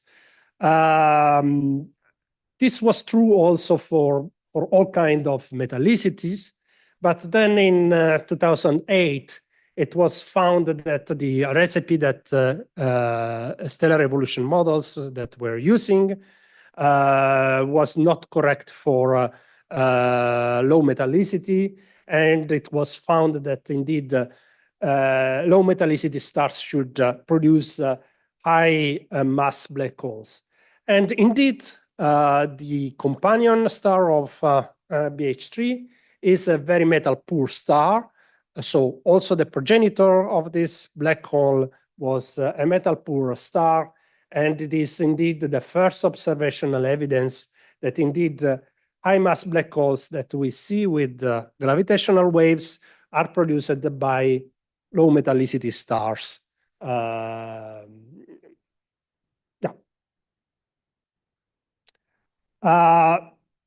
So now a questions that was raised by El-Badri is, let's say, how exotic is Gaia BH3?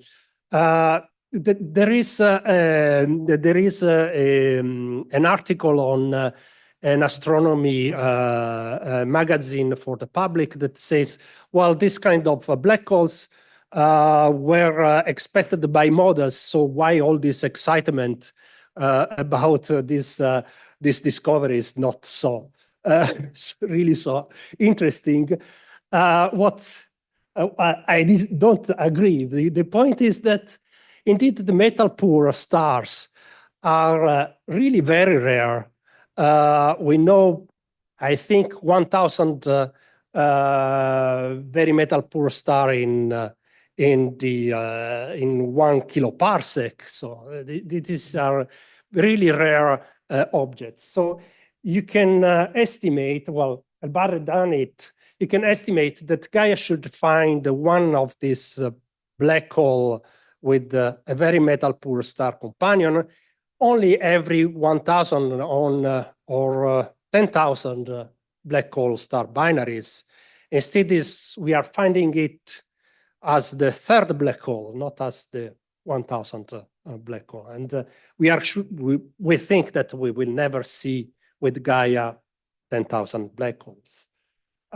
So either I was very, very lucky to find this black hole, or the discovery of this black hole says that very metal poor stars produce binaries with black holes much more efficiently than solar metallicity stars. And this raises the question, why is this?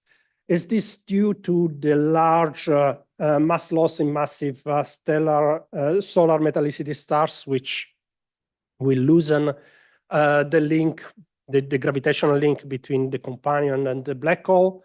Or is due to the common envelope phase, which can merge the companion to the black hole? Or is due to the IMF at low metallicity? And we heard about IMF at low metallicities this morning, for example, in the James Webb Space Telescope. It's strange, all this thing. Let's move now to where BH3 was born. We computed the galactic orbit of this object in our galaxy.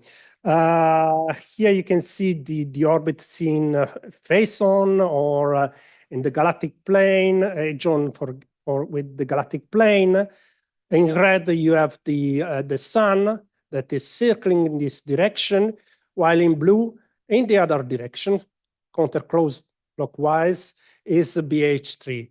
So you can recognize that the orbit in our galaxy of this object is retrograde, eccentric, and inclined. So this is something typical of halo stars, and tell us that this object was probably acquired by our galaxy in the early phase of its formation. Babinot done some more detailed analysis and found that it actually belongs to a stream that is called ED2 stream. Here you can see in blue the position in the galaxy of the stars of this stream, with in gray their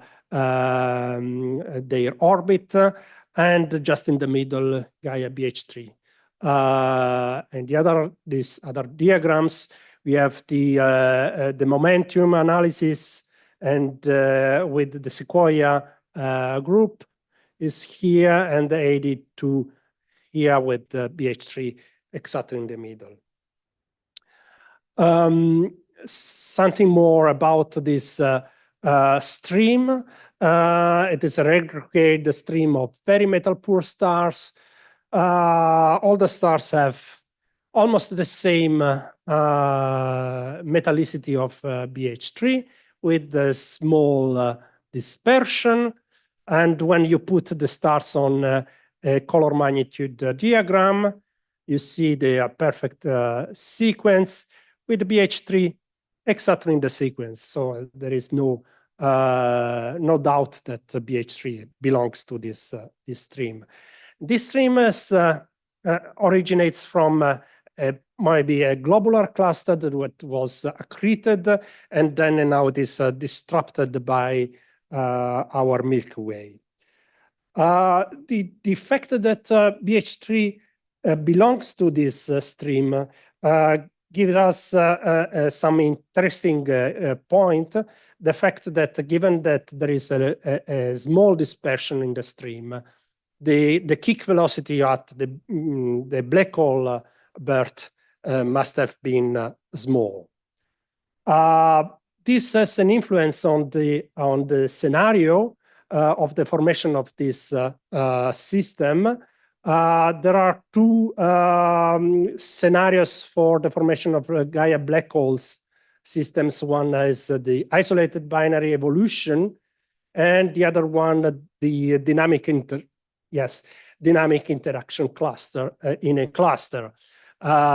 This scenario is that you have the black hole that interacts with a binary, and it stolen one companion and ejected the other. There are already 3 papers on Gaia BH3 formation scenario. Of course, the fact that BH3 belongs to 82 makes this scenario more appealing. There are two papers on if this is it is possible that it is produced by an isolated binary scenario. The question is the orbit of Gaia BH3 of the star around BH3 compatible with a progenitor that doesn't overflow the Roche lobe? The fact that the kick velocity is small gives constraint on the radius of the progenitor. And then there is a boundary that says, oh, the progenitor must have been large. So this scenario is quite unlikely, while the group of Iorio et al. Says, oh, our track says that the progenitor is smaller than 200 solar radius, so this scenario is still possible. So this is an interesting point that needs to be investigated. Last point, can we see the black hole? So indeed it is dormant, but indeed the star that is the companion, it is anyway losing some mass at a very small rate. So there was an observation from with Chandra from Capelluti et al. And they didn't detected any X-ray from the black hole. So they have a upper limit on the mass that acquired. We observed with the gravity at VLT because gravity is able to, given the separation, to see the black hole if it is emitting light. But we didn't have any detection. The point is that the black hole and the star are quite far one from the other, so the quantity of wind is very low. Let me finish. So Gaia permitted to discover this exceptional stellar black hole, which is the most massive stellar black hole in our galaxy. It is the first one from very metal poor star and gives a first observational evidence that high mass black hole from gravitational waves are from low metallicity stars. And of course, BH3 will be studied extensively for its implication, and it is right nearby. So, and more black holes will come with DR4. Thank you very much. Thank you. Any questions? Don't be scared.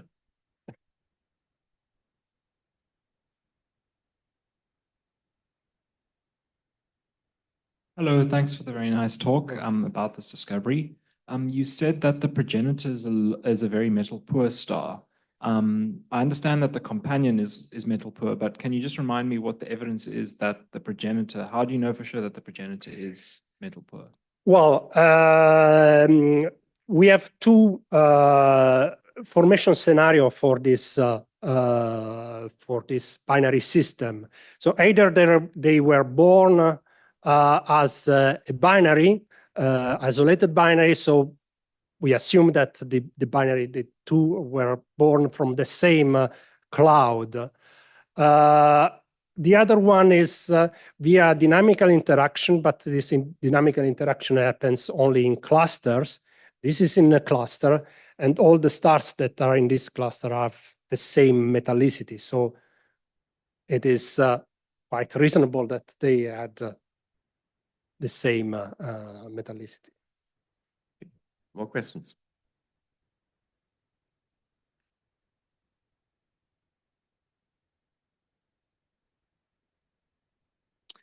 Hi, thanks for the very nice talk. I'm curious about if we just take as a given for a second that ED2 is indeed where this thing came from. Is there any sense of whether ED2 is a dwarf galaxy globular versus formed as part of the Milky Way? I'm not an expert in this, but what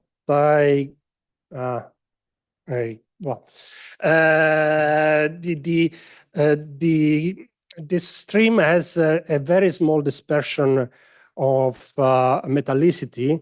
So we think that this gives an upper limit on the mass. So it is 10 to the 5 solar masses. So it is not a galaxy because galaxies have a much larger dispersion.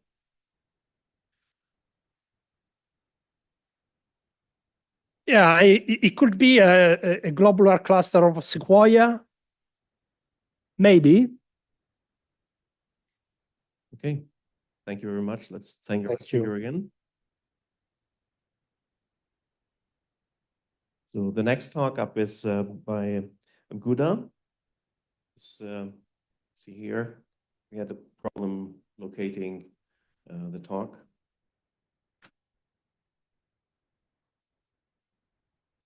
Daniel, any news?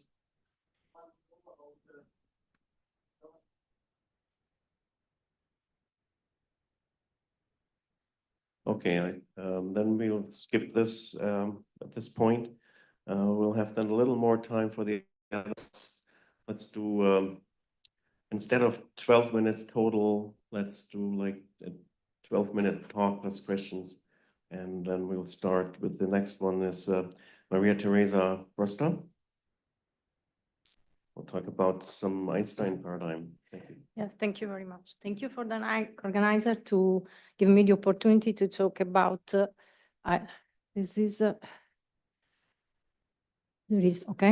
talk about the Milky Way as Einstein paradigm.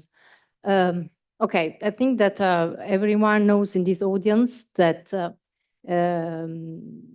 is coming. He knows that for Gaia is mandatory to consider general relativity in data analysis and processing in order to guarantee its scientific products. In particular, we have to consider at 1 microsecond accuracy the gravitomagnetic effect due mainly to the body of the solar system. Yes, this is and then we have to consider this term, the gravitomagnetic term, due to the movement of the main body of the solar system. Then Gaia is delivering a full GR compliant position and proper motion. And so any exploitation of this data should be consistent with the underlying theory of the relativistic astrometric model. And this way, we also we are able to guarantee a local cosmological laboratory to test the prediction cosmological model at zero region, at our Milky Way scale. This means in practical to shift from relativistic astrometry to gravitational astrometry. Now, usually at Milky Way scale, relativistic effects are considered small and negligible, and Newton is retained valid in each point.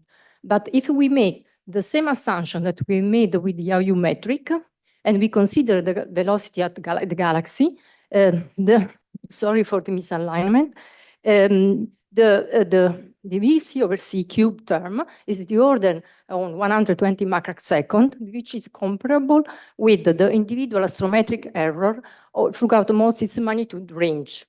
This means, in practical, that we have to test to what extent the general relativity is a weak field. In particular, we have to take care of the fact that the small curvature limit in general relativity does not coincide with the Newtonian limit.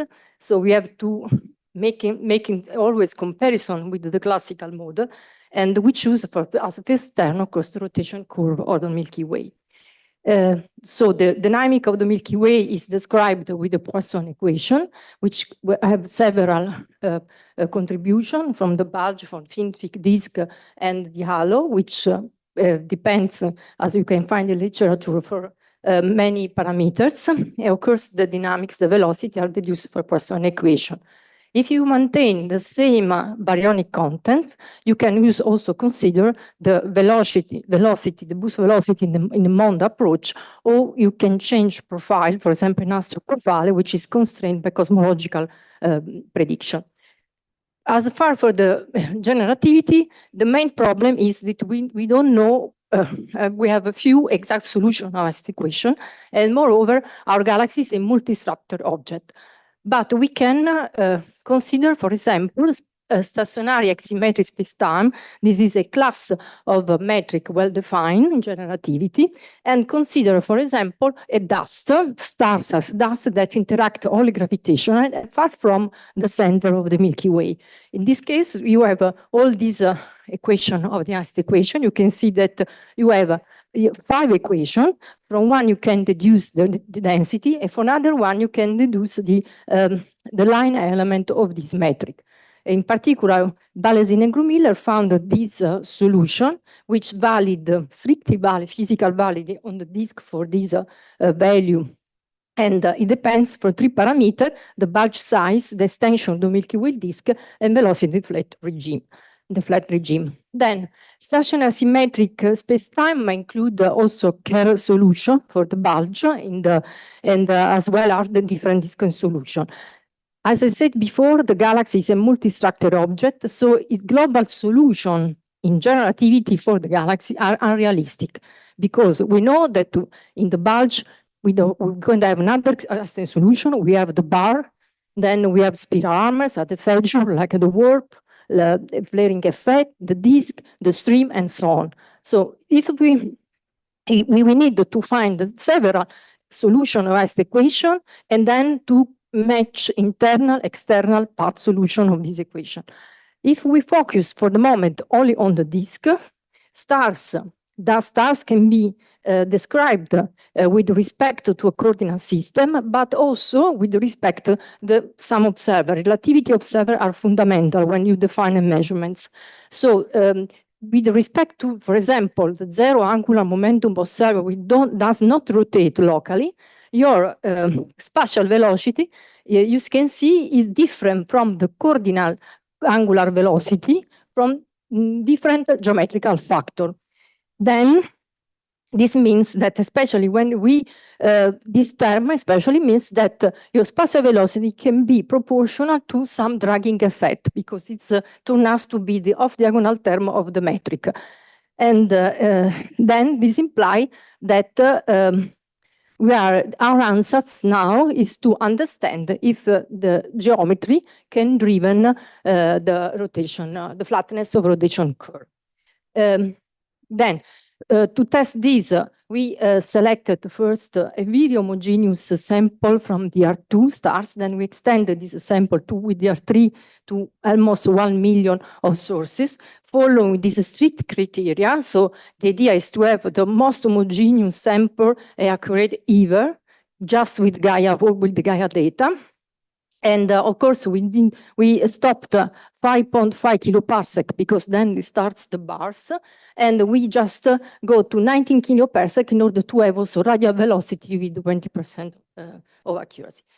Then these are the results for the velocity profile, and you can see that here in red is the relativistic profile, general relativistic profile, and you can see also in blue the classical, and then the orange is an ASTO, the model with an ASTO profile, and the green one with the Mond. So the 4 velocity profile are a good representation of the observed bin data, and all the 4 models are consistent with the data. Then, if you look at the density in the range of validity of the relativistic model, all the prescription with there is no difference about the density about the model, except the fact that the NASTO halo requires less baryonic matter and much more dark matter. And of course, this is implied for the relativistic model that the GR profile takes into account the flatness rotation curve without an extra matter, the need of extra matter. And then if you compare the the velocity due to the dragging, so the geometry, you can see that this overlap perfectly the component to the velocity of the halo and also the boost, the pure Mundian boost. And so this, again, because this is a second test with DR3 data, we are extending also to DR4 data. Again, point to the favorably to the fact that gravitational drag-like effect could sustain the flat rotation curve. Then, data are independent from the theoretical models that we use for the prediction. For our likelihood analysis, the four model appears almost identically consistent with the data. I have to say that the generativistic model requires just 4 parameters. The other model require more parameters. And then our interpretation says that test how space tells mass how to move, in the sense that geometry, which is perceived but unseen, can be responsible for the flatness of rotation curve. By setting a coherent GR framework, we are pursuing to treat separately the density and the velocity, because Einstein equation allow this. Establish to what extent the Milky Way structure is dictated by the standard theory of gravity. And then we open to the possibility to have a new mathematical solution for the mathematical structure of the Milky Way. Of course, once you have a geometrical template for all Milky Way, you can extend also to this other external galaxy. I've finished. And this is the first attempt that we are going to make with generativistic model, classical model, with, for example, the sample of spark galaxy. Then, from relativistic, the astrometry, this is a lesson from Gaia, we have learned that the mandatory use of general relativity has opened new possibility and strategy to apply Einstein theory in classical astronomy domain. I have to mention the fact that, for example, the ether was solved by Einstein by introducing a new kinematics, not by finding some new dynamics. And this is, I think, the power of Gaia, that Gaia is delivering us relativistic kinematics. Then, from the gravitational astrometry point of view, as I said before, once you have a template for the geometry, for our galaxy, you can export this template to other scenarios. And so our galaxy can play the role as the sun for the stars, as a reference for the stars. And for the first time, there was a quantitative evidence from the Gaia data that the difference between Newtonian and generativistic approach in treating the dynamics of our galaxy. And so the lesson is that if you have to modify general relativity, start from general relativity and not from Newton theory. That's, thank you very much for your attention. Any questions?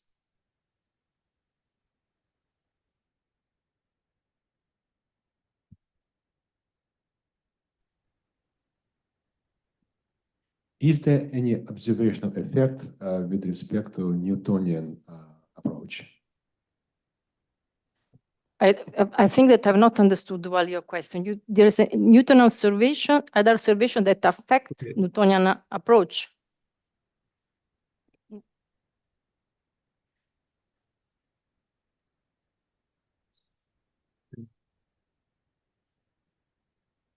We consider Newtonian approach because we used classical, which is the Newtonian approach then? Because we use the Poisson equation, the velocity we compare with the Newtonian approach. So these are this equation. I don't know this. We treat the classical Milky Way model with Poisson equation with the bulge, the disk, the halo, of course, because it's required to fit the rotational curve. Thank you. Thank you very much. Bon. There are more questions. We have also the chat channel. You can always submit there. The next talk is by Shu.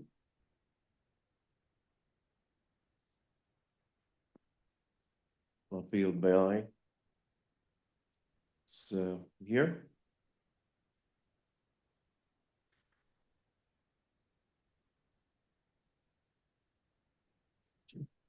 Yeah.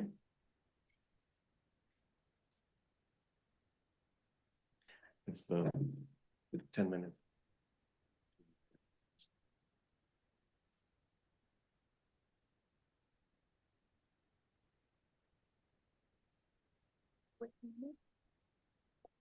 Oh, sorry. Yeah, good afternoon, everyone. I'm Weili Zhou and come from Shanghai Astronomical Observatory. My topic today is quantitative analysis of the tropospheric delay difference using real-time mapping functions on VRBI stations.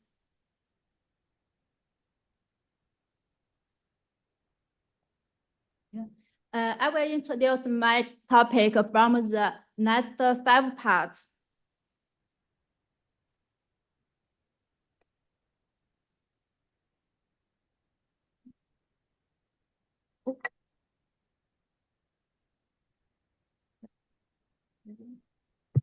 Oh, okay. Thank you very much. And Tianwen-1 detector has been launched in July 2020. And due to high present demand, and we use the VRBI technique to determine the trajectory. And we use the Chinese VRBI network, which are located in Beijing, Shanghai. Sorry.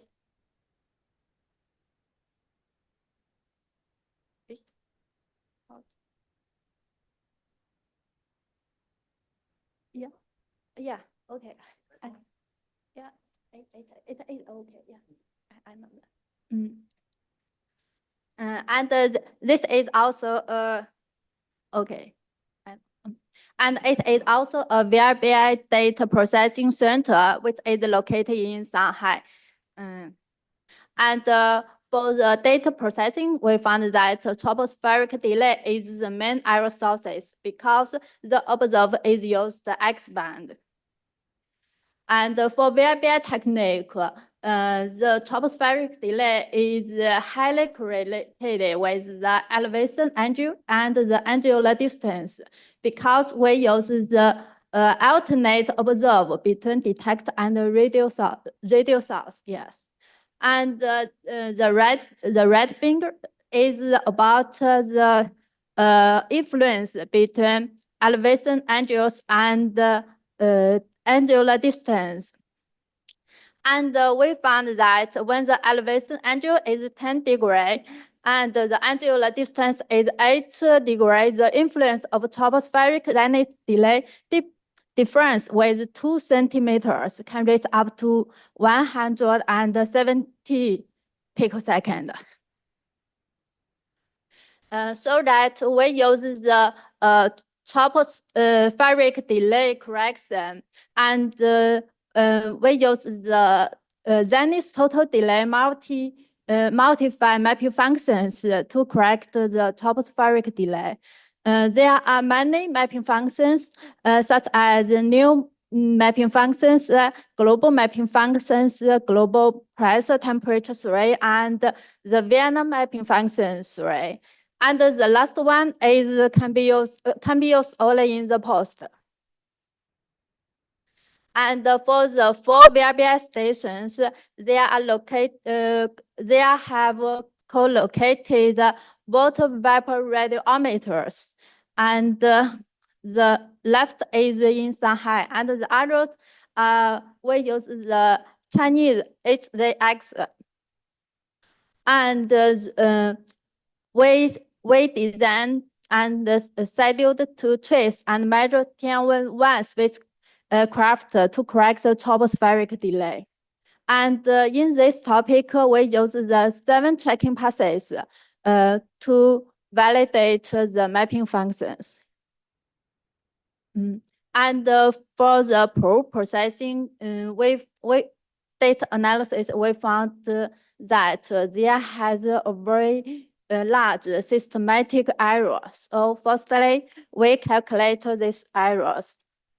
And the red finger is in Kunming cities, Kunming stations, and the topography is the tropospheric delay used the Vienna mapping functions array and the water vapor radiometers. And the medium graphic is the difference between the two others, between the two. And the bottom is the tropospheric delay distance between using real-time mapping functions and the post mapping functions. Yeah, here are the three picture is for the others 3 VRBI stations. And we found that the mean RMS of tropospheric delay difference between using water vapor radiometers after systematic error calibration and using Vienna mapping functions is 0.4, 0.31, 0.21, and 0.27 nanosecond for the 4 VRBI stations. And we've also found that the tropospheric delay difference using real-time mapping functions are familiar with in picosecond or sub-picosecond level. And in this picture, we also find that at low elevation angle, the difference between different mapping functions are larger than the higher elevation angles. So that we use 1 year observations to compare the different mapping functions compared to the post mapping functions for the 4 VRBI stations. And from this, we can know that for the Shanghai and the Beijing stations, the global pressure temperature array is more suitable. And for Kunming stations, and the tropospheric delay accuracy using global mapping function is excellent.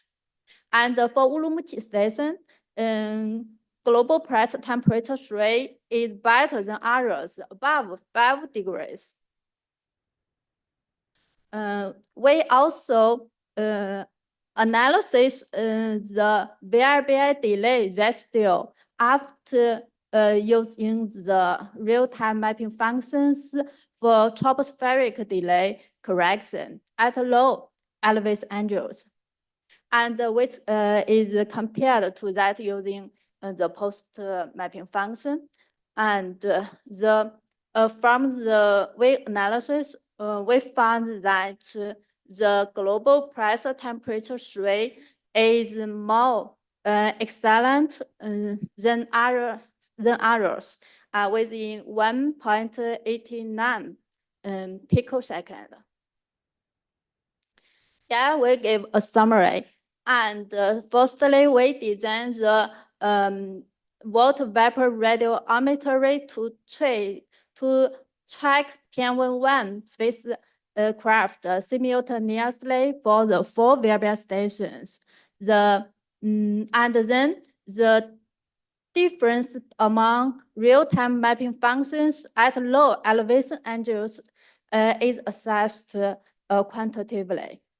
And from this, we can know that global pressure temperature rate is more suitable. And finally, we calculate the VRBI delay ratio on 6 baselines and found that the global pressure temperature rate is best and compared to other Vienna mapping, compared with Vienna mapping function 3. Yeah, that's all. Thank you very much. Thank you. Very well on time. Any questions? I thought so. Thank you for your talk. One of the regions you had was 1 to 5 degrees. Do you really track spacecraft down below 5 degrees? Below 50? Yes, and in this topic, we use 1 degree to 30 degree and compare the difference. I know you did the comparison, but you actually. But for Tianwen-1, yeah, but for Tianwen-1 trajectory determination, we just observe above 10 degree. Because under 10 degree, the tropospheric delay is very large. Yeah. Okay. Any other questions? Let's thank our speaker again. The next talk is by H. Lee, going into the Korean astronomical history.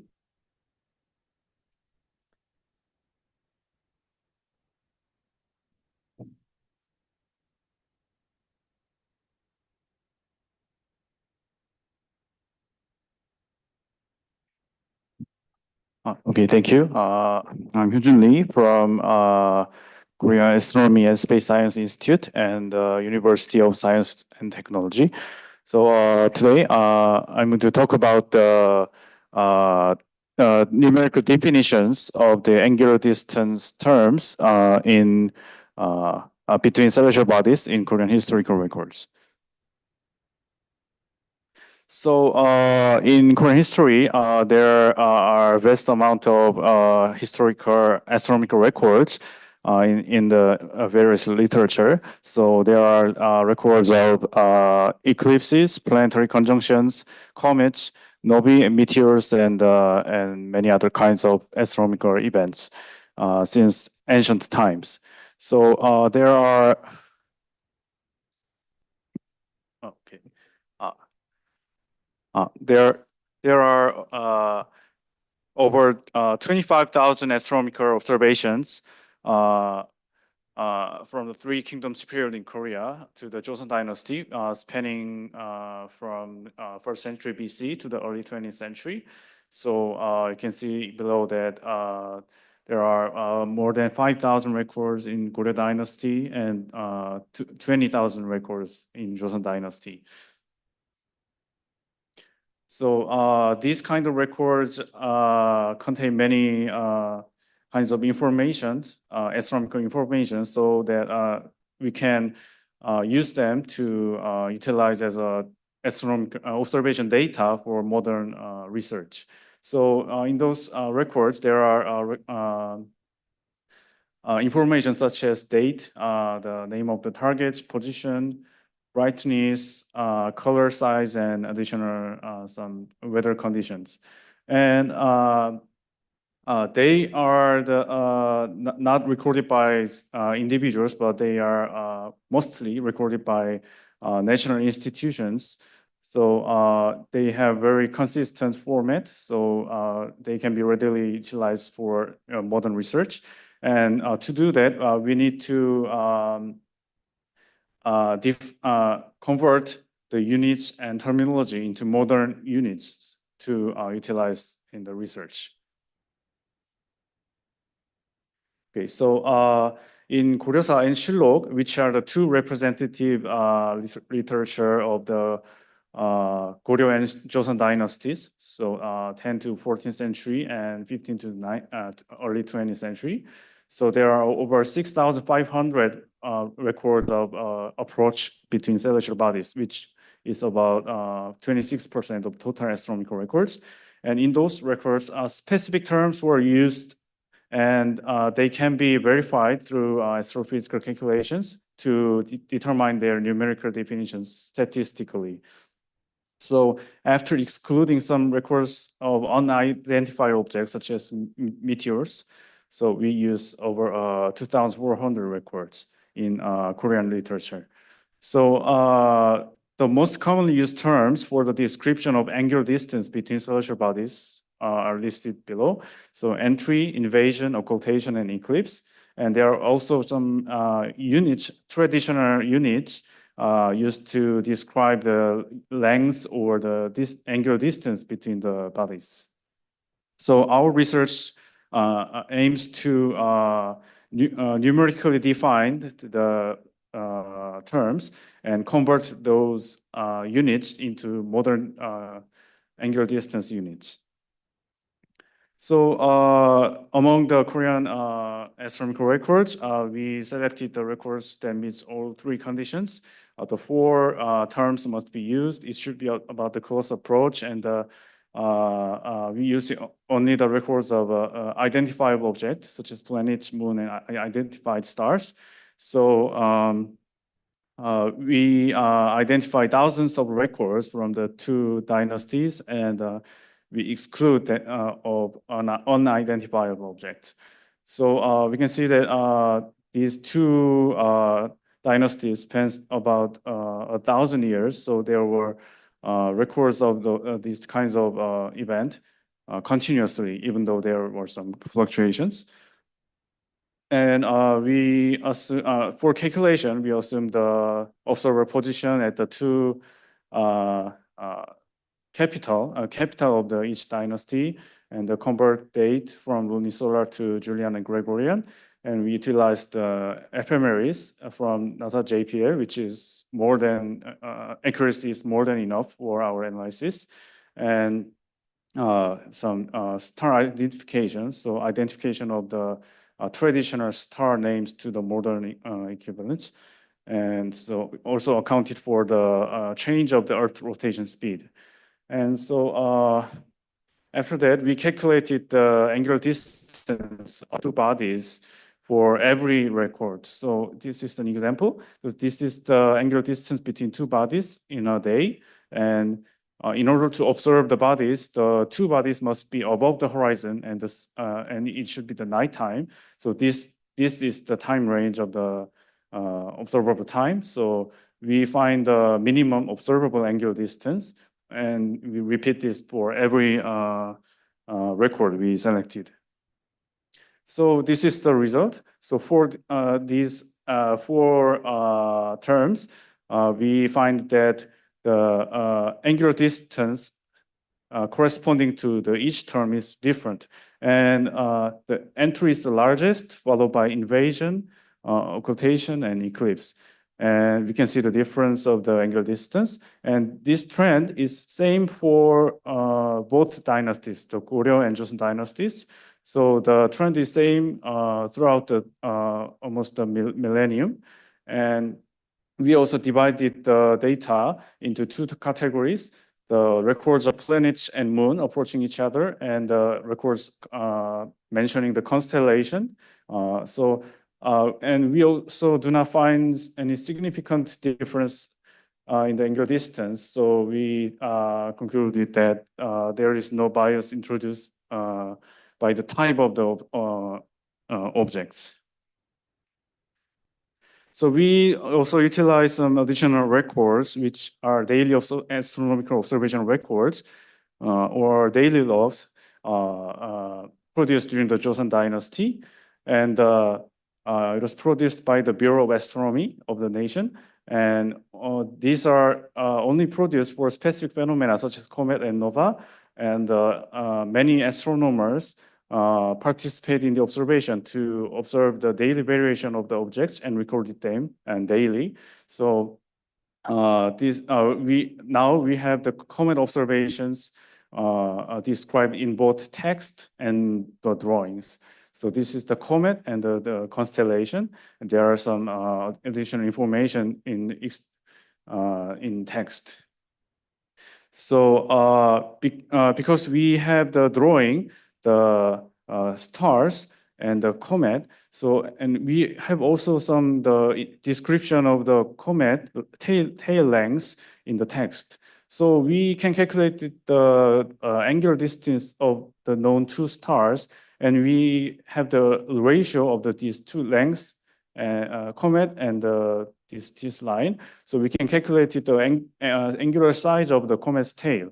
So we repeat this for the 19 records we found, and we also utilize some additional records from the other literature of approach records. And we find that the angular distance in the in Chi unit recorded in the historical text, and the derived angular distance we calculated shows a strong correlation with correlation coefficient of more than 0.9, and we find that this one Chi corresponds to about 1.11 degrees. So in some previous studies, one study pointed out that brightness might have influenced the observation and selection of the term, because it's the naked eye observation. So because of the spread of light and the variation of the brightness of the bodies, so brightness Venus tends to be at a larger angular distance in the historical records before the Goryeo dynasty, so very ancient records. But in our study, when we apply the same analysis for the Goryeo and Joseon dynasties, we do not find any significant correlation between the magnitude of the planets and the angular distance. So we think that the brightness variation did not have any effect on the measurement of the angular distance between two bodies. Okay, so also we wanted to show that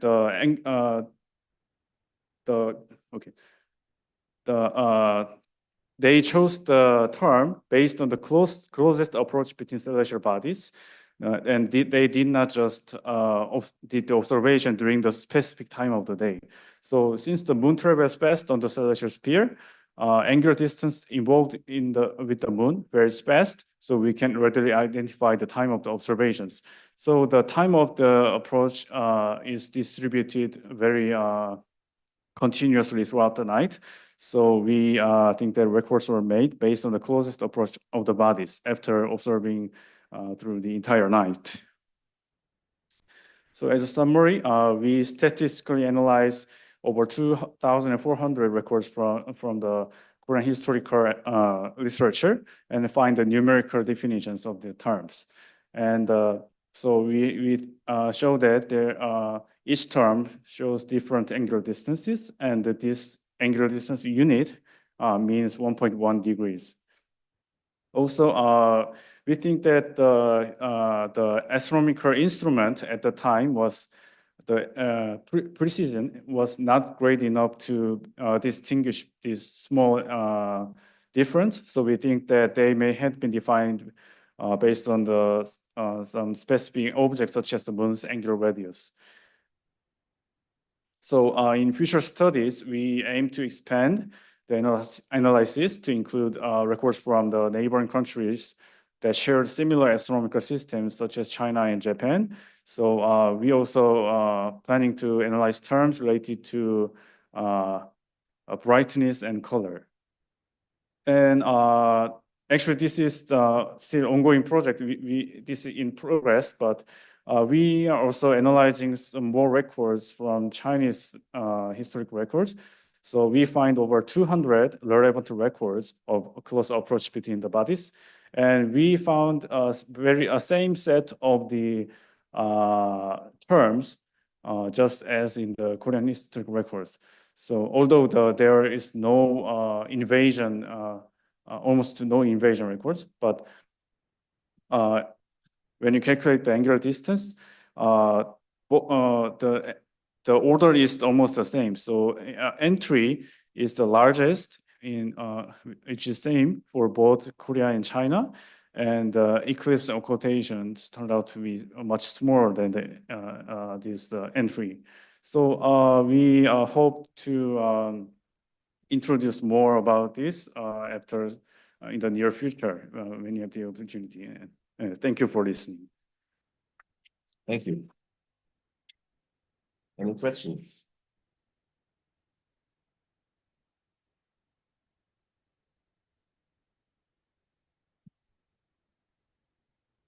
Hey, this is really neat. I'm curious if any of the stars you had to identify moving fast enough that you had to worry at all about proper motions. Yes, there is some proper motion, but the motion of the moon and the planets are much faster than the stars, so the proper motion can be neglected. So yeah, so we think that that's not a problem. Yes.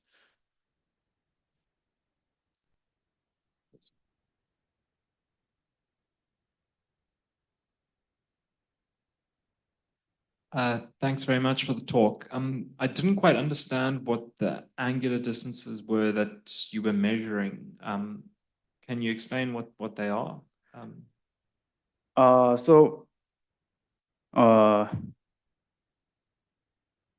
Okay, so we calculated the angular distance on the celestial sphere. So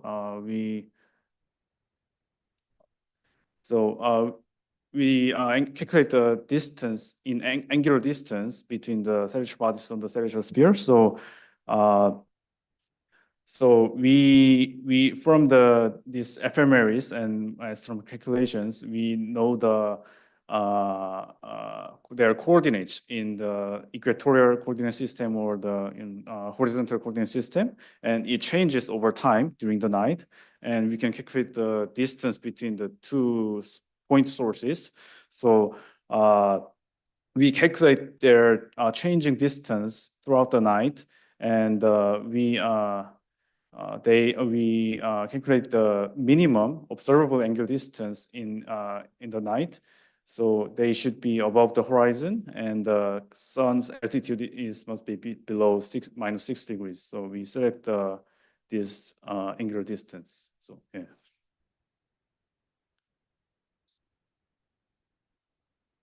So you spoke about that symbol for angular distance. You know what sort of instrument was used to measure it? Do you have any sort of record of that or understanding of that? Yes, there are some records mentioning about the astronomical instruments at the time, but there were called 소간이, which is basically combination of some rings representing the coordinate system, but they do not have any mirrors or lenses, so they are just showing the coordinates. So the precision is basically same as the naked eye observation. So yes, and we also don't have evidence that every observation is made the instrument. So yeah, we do not assume that yes every record is used instruments. Yes. Okay, let's thank our speaker again. The last talk of this session is by Bell. Going back to the solar system.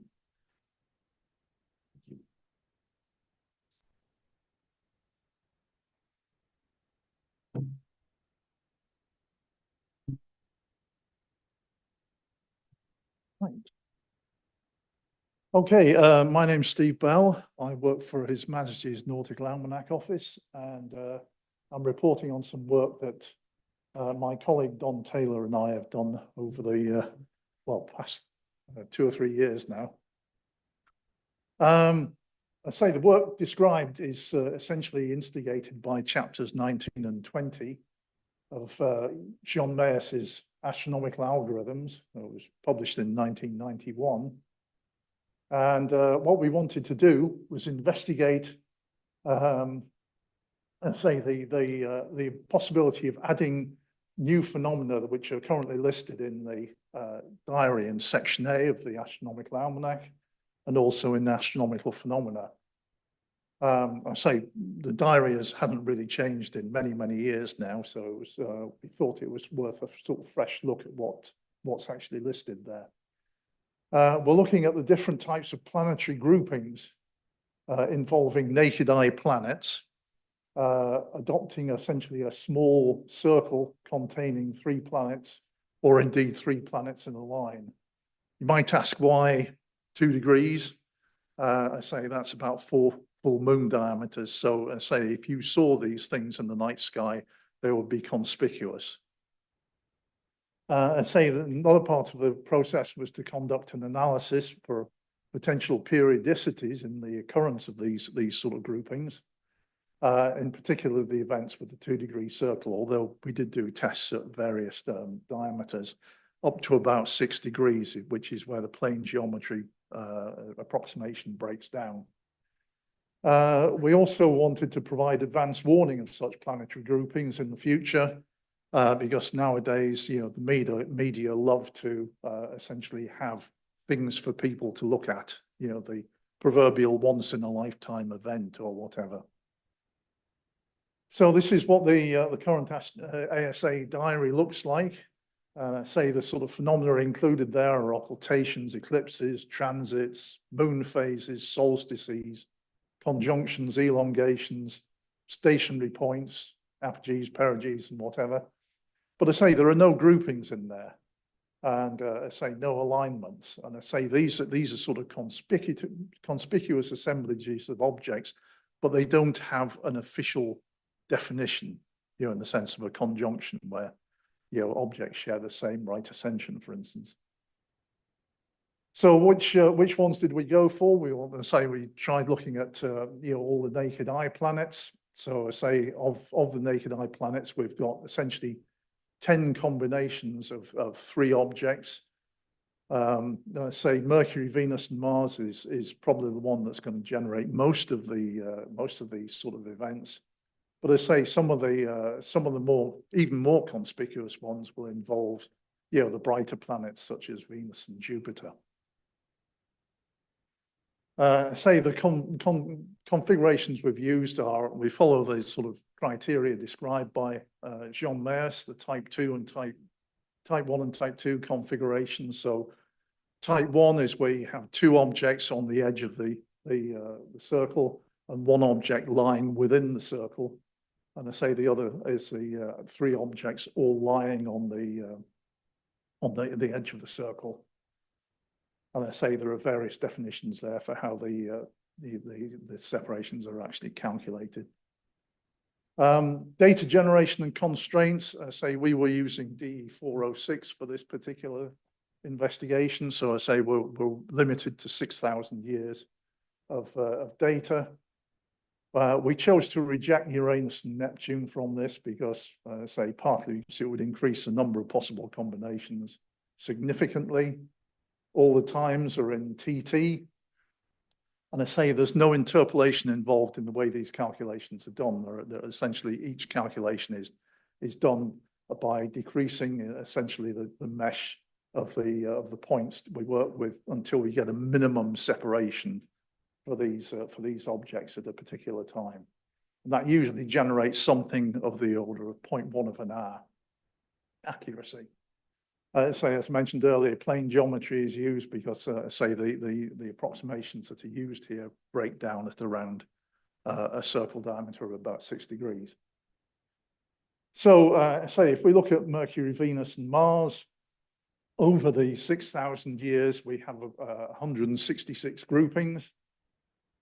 And say, I've extracted a couple of sections of the table so that you can see the sort of groupings around the current epoch.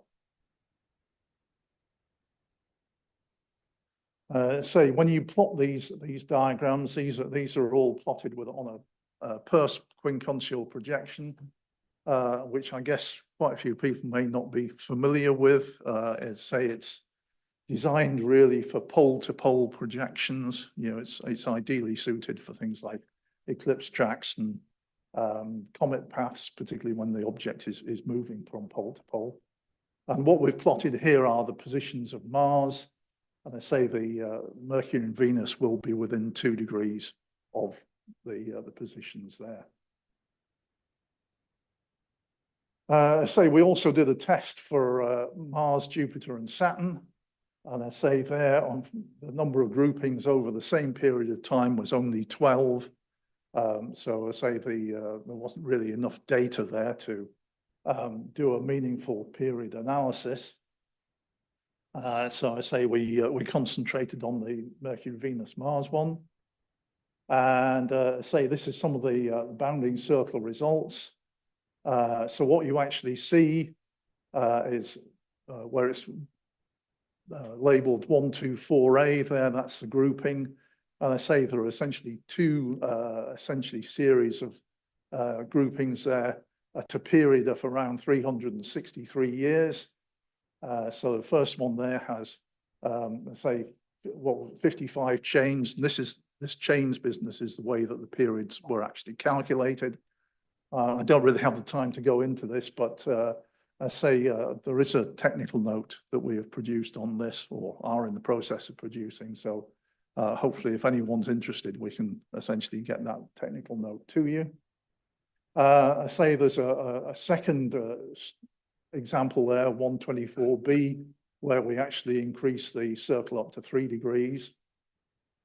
You can see there are quite a lot of different periods in there, but the dominant one is at 363 degrees, or very nearly 363 degrees. And I say this is how the convergence were worked out. Say what we're looking at here is essentially a sort of continued fractions approach to working out what the best match in terms of the number of orbits of the Earth relative to the number of orbits of Mars. So you can see down there at the bottom, 193 orbits of Mars, 363 orbits of Earth will give you quite a close correlation down to something like just under a day. And I say what we also found was that there were sort of essentially two series of events going on. So the situation is akin to almost like a Saros cycle for eclipses. So, if you have, essentially a set of eclipse series going on, you can have 50 or 60 eclipse series going on at any one time, but they all run in parallel with each other. And we think that's essentially what's happening in here. And say there's another diagram here which shows, how those two series are matched up. Say they look more or less identical, but they are, out of sequence with each other. I say we also looked at alignments, and I say this is essentially some data between 2023 March and 2050 December 31. And I say what we've done here is look at linear alignments in the sky. I say it can go all the way out to 180 degrees, but I say that's not really very scintillating. You need something, much smaller to have a visual impact. And I say I've focused on one, which is 2036, July the 23rd, at 21 hours. This is Mercury, Mars, and Saturn. And I say you can see there in the stellarium image the alignment as it's seen by that particular package. And I say if we'd lifted this the size of the groupings data to 2.5 degrees, then this particular grouping would also have appeared in the data. So I say in terms of the conclusions, we've talked about a periodicity in the data for Mercury, Venus, and Mars of 363 years, minus about 2 to 3 weeks. And I say, so this indicates that it's not a true resonance. And I say it may well be that we have to look at a larger chunk of data to analyze what's going on here a bit better. So the resonance, I say, is 363 years for the Earth, corresponding to 193 orbits of Mars. It explains why Mars is seen to travel around that Pierce-Quincuntial map that was shown earlier. If the period was very close to 363 degrees, then they would all appear at the same point in the sky, which they clearly don't. As far as we're aware, this periodicity in the grouping phenomena has not been discussed anywhere else in the literature. We have generated the raw data and essentially performed a preliminary analysis. We would like to do a more careful period analysis before we finish off the analysis. I say many periods are being represented in these groupings. And we've just highlighted this 363 years one in particular because it is close to that resonance. If we look at the groupings diameters, we can see that the evolution of the groupings suggests both a decrease and increase in the size of the grouping. So I say, there is a kind of an evolution of the groupings over time, and that was, say, in slide 12.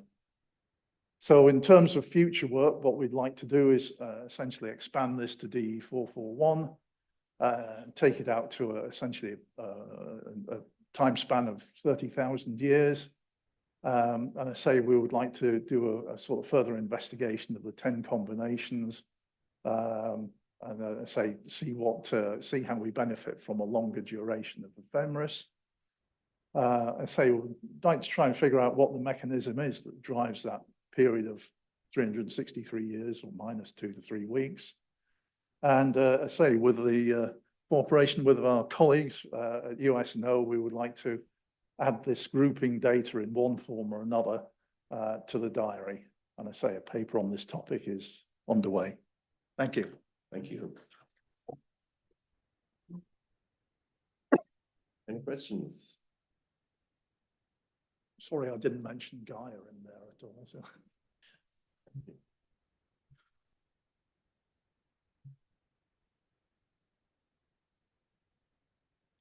So just, I think you've said this, but I wasn't entirely clear. Is the main motivation for this for, media releases that are saying, there are going to be these 3 things close in the sky and that won't happen for another 363 years? Well, they say, I mean, the things that are going to come up more often are the alignments. And I say that, the number of times recently we've seen, things in the media where they've said, oh, well, you can see 5 planets in a line. And I say, when it comes right down to it, you might be able to see 2 or 3, but the rest are not there.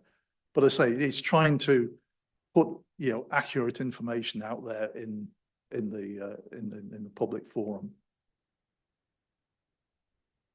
Any more questions?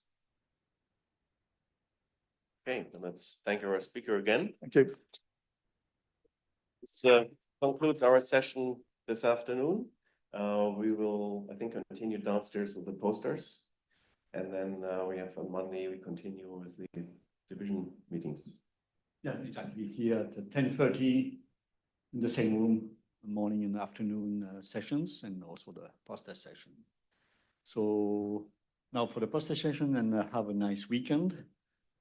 For those that are still waiting for the luggages, get some codes, and see you then on Monday. And thanks, Norbert, for sharing.